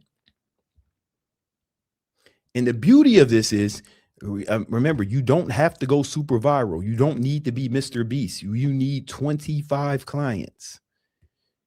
You don't need to be Mr. Beast to get 25 clients. You don't need 100,000 followers to get 25 clients. You don't need 1 million followers to get 25 clients. In fact, there's probably 25 people following you right now that would be excited to work with you. That's all you need to make over 100 grand a year. All right. So we want to get our first 25 clients. All right. And you can get that without ads if you know how to use social media. So here's the game plan. You're going to start posting on social media 3 times a day, at least. And you want to focus on short form content. This is IG Reels, YouTube Shorts, and TikTok. You can post the same videos on all platforms, right? But the truth is, Instagram is where you're going to get most of your income. But you're probably going to get some income from, if you set up TikTok and Instagram right, if you set up TikTok and YouTube right, you can get leads from there too. All right. So first thing you need to do, you're going to post. Okay. So you're going to post 3 times a day on each platform. You may be thinking, what do I post? I don't know what to post. I fixed that for you. Right. In the description, I have a free tool called the viral content architect. Right. And basically you just tell it what your niche is, tell it who your target market is, and it's going to spit out 20 amazing short form ideas for you with outlines for scripts. Right? That's a good place to start. That link is in the description. Or another thing you can do is, hold on.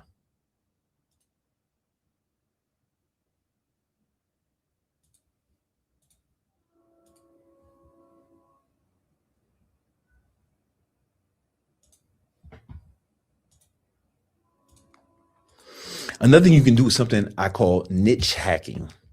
So what niche hacking is you type your niche into social media, right? And you into Instagram, in the Instagram search bar. And you want to search for what I call 10x outliers. So these are videos that got 10 times as many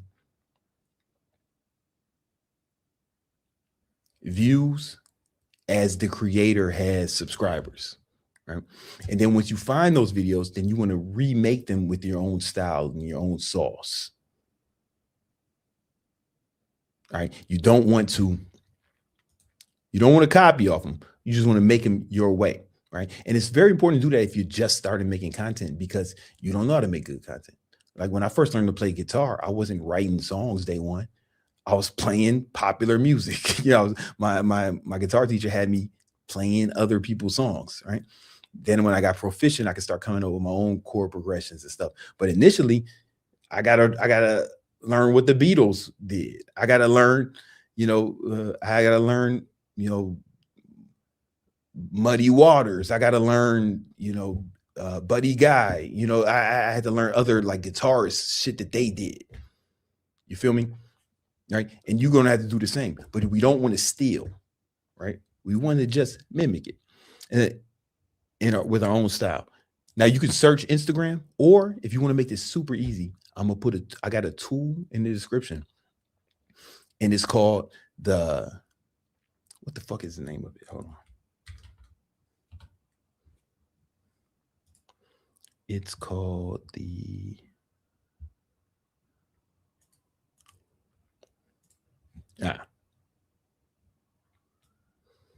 So this if you are online fitness trainer, then you can use this tool I came up with where I did all the work for you.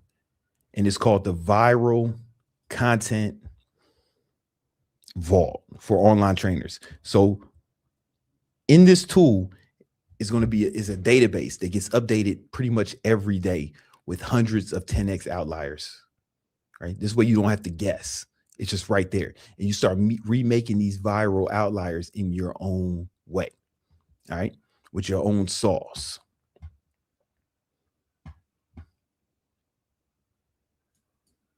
Now, there's one more way you can do it. You can also use Claude or ChatGPT. I'll show you how. Hold on.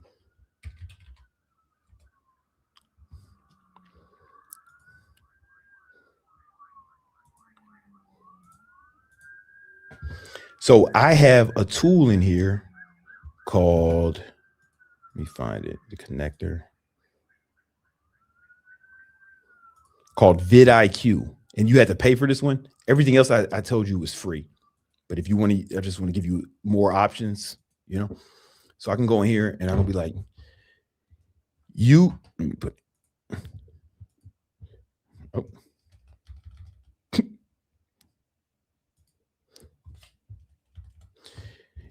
vidIQ to find outliers on Instagram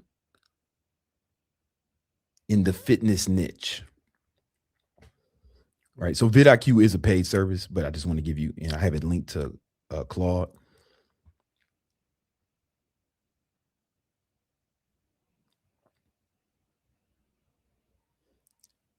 It's thinking.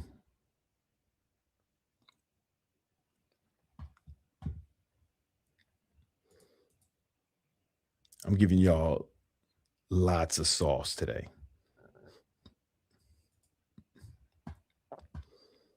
All right, let's see what happens.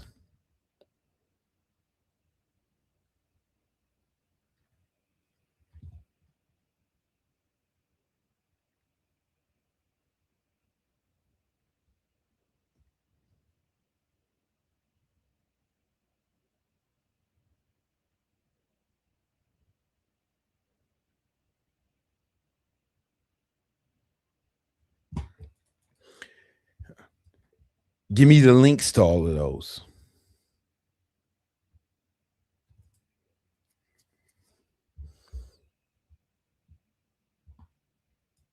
Hold on, let me see.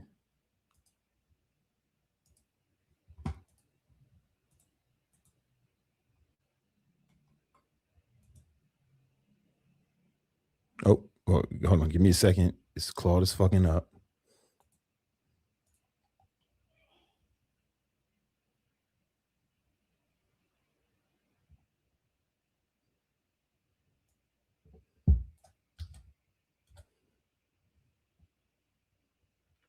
Oh, fuck. 1 second, guys. This works, I promise you. This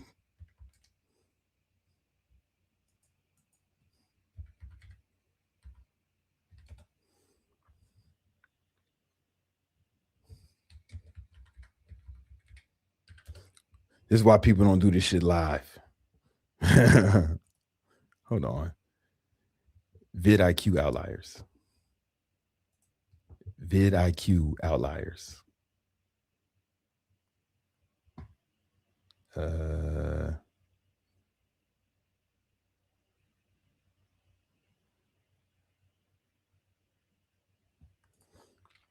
think I got to do this shit again. Hold on. All right.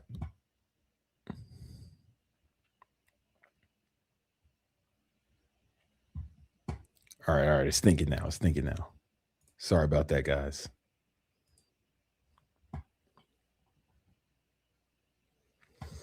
One second. That's why it's guys. That's why it's just easier to go here. I already did all the work for you.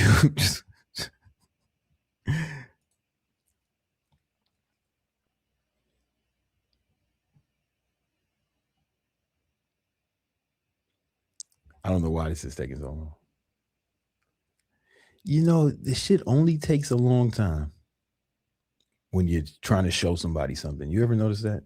Like, you ever been trying to show somebody something and then it just starts fucking up? And that'll be like the only time it fucks up.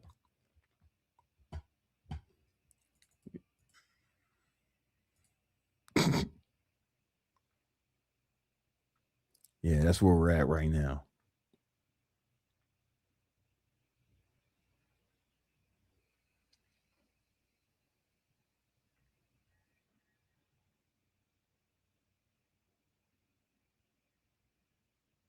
Mm-hmm.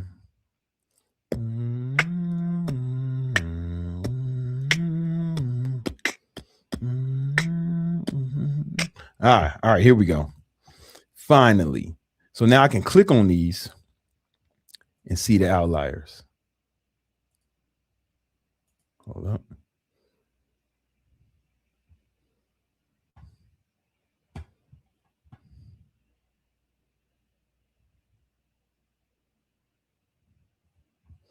All right. So we see this. So we see this dude here. Oh, I'm not sharing my screen. All right. So we see this dude here. His video did really well. Fit men over 40. If we click on it, we can get a little bit more information. Find the video. We see he's got 300,000 followers. I'm not sure how well that video did. Let me find. That seems to be for sure his highest performing video. So what we want to do is we want to study this video, see why it worked, and then make our own version of it, right? And we call that niche hacking. And it's a very powerful strategy. Again, if you don't want to do the hard work of searching them, and if you're in the fitness niche, then you can just use this and it's done for you. All right, there's hundreds of them in here, and we're gonna find and more I added all the time. It's 100% free. All right.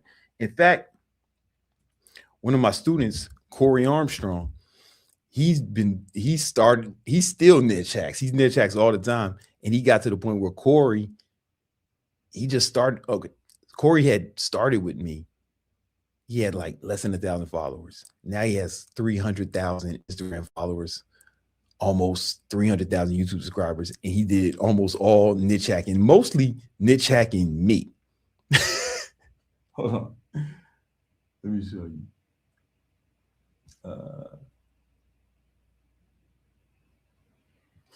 And he's built a super successful online fitness business. Last month, we finished at 40K. If you don't mind me asking, what you finished the year at? Last year was a record year, man. We finished at $470,000. I owe a lot of this to you and the team, just being able to continue to provide the value and consistently being there to help. So I'm eternally grateful, man. Let's give Corey a round of applause. That's under $500,000. And that strategy works in almost any niche. Now, here's the thing. Just because you're getting views doesn't mean you're making money. How do we turn those views into cash? Well, let's go to Corey's page.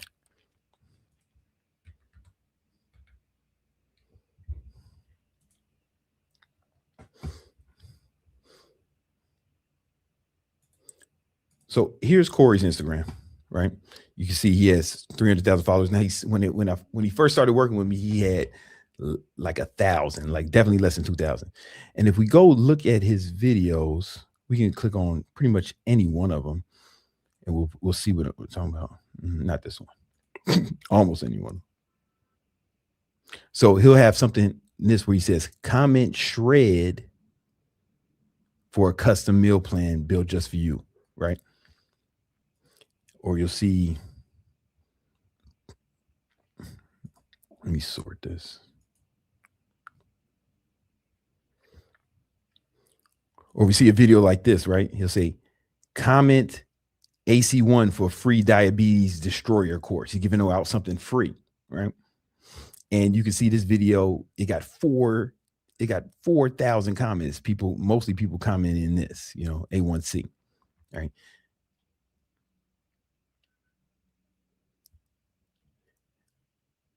Oh. And the reason you want to do that is because, remember, when you're selling high ticket, you want to do sales calls, right? So the structure kind of looks like this.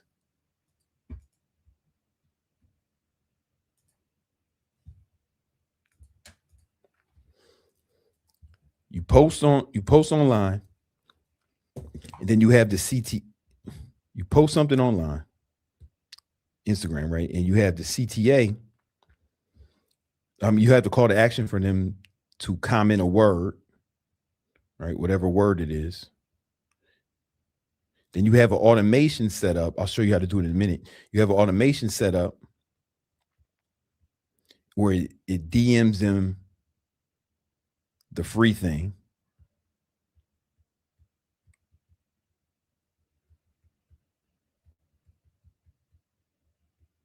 right?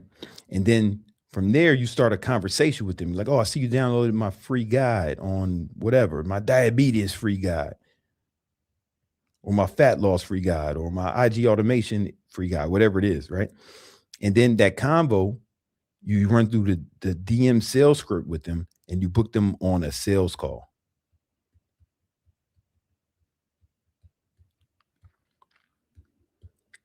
Now, not everybody is going to want to get on a sales call. Most people won't.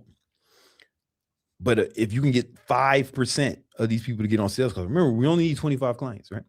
So if we can get a 5% conversion rate here, we're doing good. If we can get just 5% of these people, right?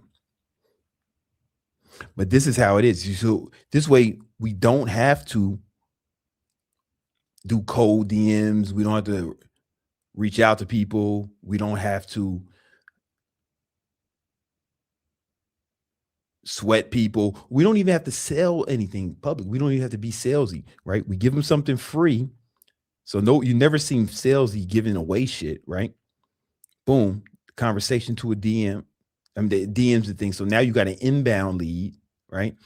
Then you have a conversation with them, right? You use the DM sales scripts, and I don't have time to get into it now, but this is something I teach my clients. Then you get on a sales call with them. Boom, then you close. Then you get the money.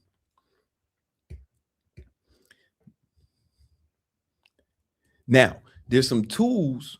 Now, you may be thinking, what should I give away? Well, you could give away a PDF. You could give away a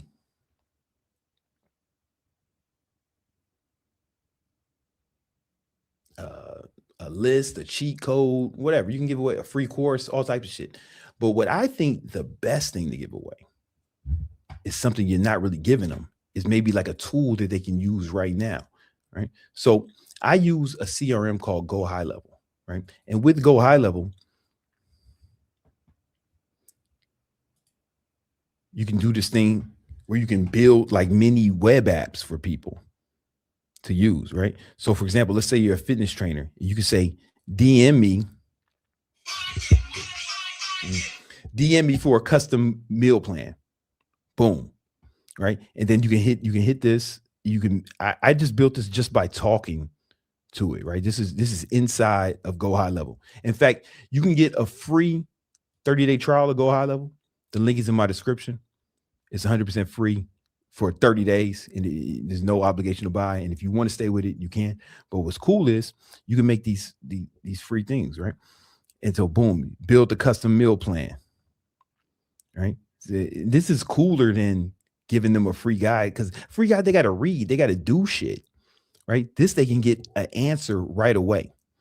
And I built a few of these, right? So this is one, it's a macro tracker, right? Feel your body. Boom, you put in your height, your weight, your height, your weight, your age, your gender, and your goal.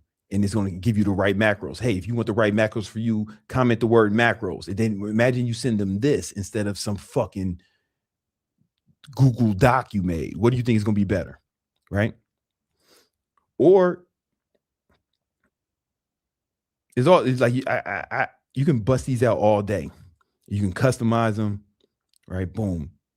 This is a personalized plan to get ripped. Yeah, you want to get a 90-day, you want a free 90-day transformation guide. Click here. And you can make these, you can spin these up for free with Go High Level. Isn't that way better than a goddamn Google Doc or a PDF you send somebody, right? Doesn't that seem more professional? Again, you can, if you sign up for Go High Level, you can get that for free.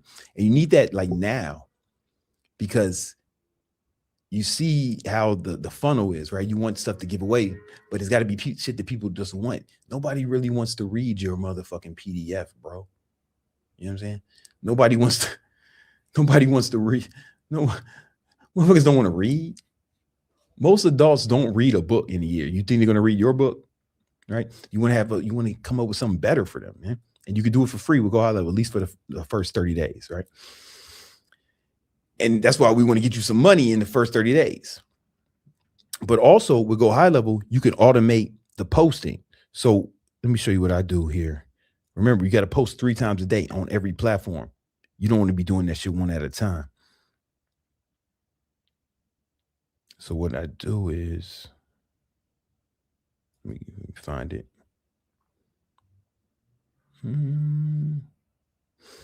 So what I do is I connect my email. I'm sorry. I connected my Instagram, YouTube, and IG to go high level. Now I can just post it, upload it here, and I can schedule it. I can schedule the times and it'll just post for me. Right. So this way you can batch your content. Right. I got to leave town this weekend. I'm not going to be posting shit from my phone. This shit's going to be already scheduled. We'll go high level. Right.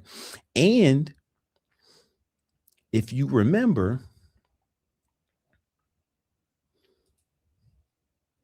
what I told you, remember I said when they comment a word, they get DM, but you don't want to manually DM these people, right? You want this shit to be automated. Go high level will do that for you too. You can do that. You can automate it with Go High Level. So it happens all automatically. And it's super simple. All you got to do is, let me go with,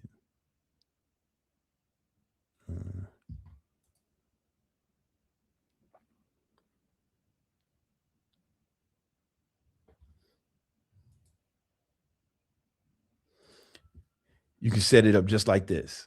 I can say, yo, when somebody comments the word ripped, I want you to send them my ripped roadmap tool. Oh, sorry. When someone comments on an Instagram post the word ripped, I want you to send them my ripped roadmap tool.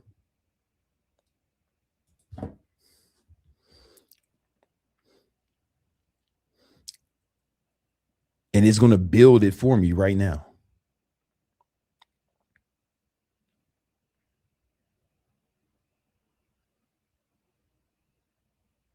Give it a second.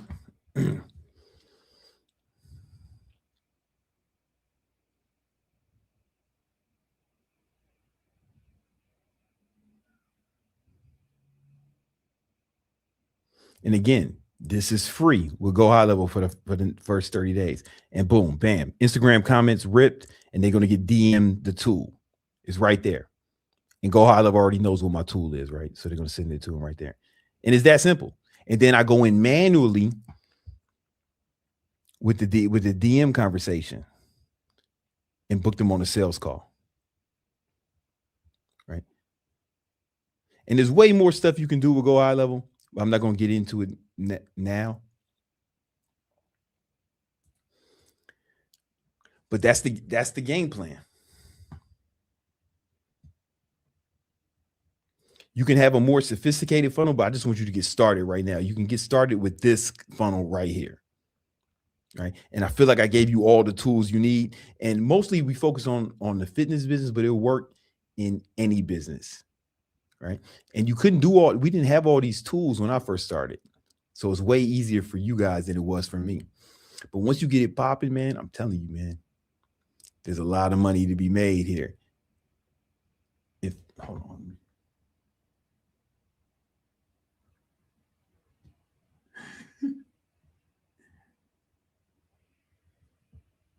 And you can start making money fast when you do this. Like, check it out. Brian, what's up, man? I signed 3 people up this week. I'm at 18,000. 18,000 for the month so far? Is that what you said? Yeah. Come on, man. Let's give Brian a round of applause. Shout out to you, bro. And all my community members use this same funnel, right? Now, the ones who are making like hundreds of $1,000s, they do more sophisticated stuff. And they do that with GHL too. But the basic funnel, this is where everyone starts, the one I just gave you. Last week I hit 10. 10 what, Justin? 10,000. I made 10,000 last week. Last month I brought 34. Come on, man. You made $10,000 last week. Come on, Justin, man. We proud of you, man. Let's keep that momentum going. Come on, man. Last month was about 10, and then for the year it was 245,000. Let's give Corinne a round of applause. I can do this all day, right? But all of my students, They start off running this exact funnel, right? Post 3 times a day, right? Have an automation for a word to a free tool, something free. Start a conversation with them, book them on a sales call, get the close. They all start with that. Now, guys like Corinne, you know, he's been with me for a long time, and he's making $200,000-$300,000 a year, and he does more sophisticated stuff with email and text messages, but that can be done and go high level as well, right? But you want to start with the basics. Just get those few things started with. Go high level. It's 100% free for the first 30 days. No obligation to stay. The link is in the description. All right, let's get started, man. Get this money. All right, cool. I think there's a super chat. We have one more to end the night from Steven. Have fun in the 6, bro. My favorite city. Oh, that's right, yo. We're gonna be there in the week after next for sure. Me and my lady going down there, man. And I'm speaking at the Splash Man's event. Guys, this has been another episode of the Victory Talk podcast. We do this every Tuesday and Thursday at 5:30 p.m. I'll let y'all. Peace.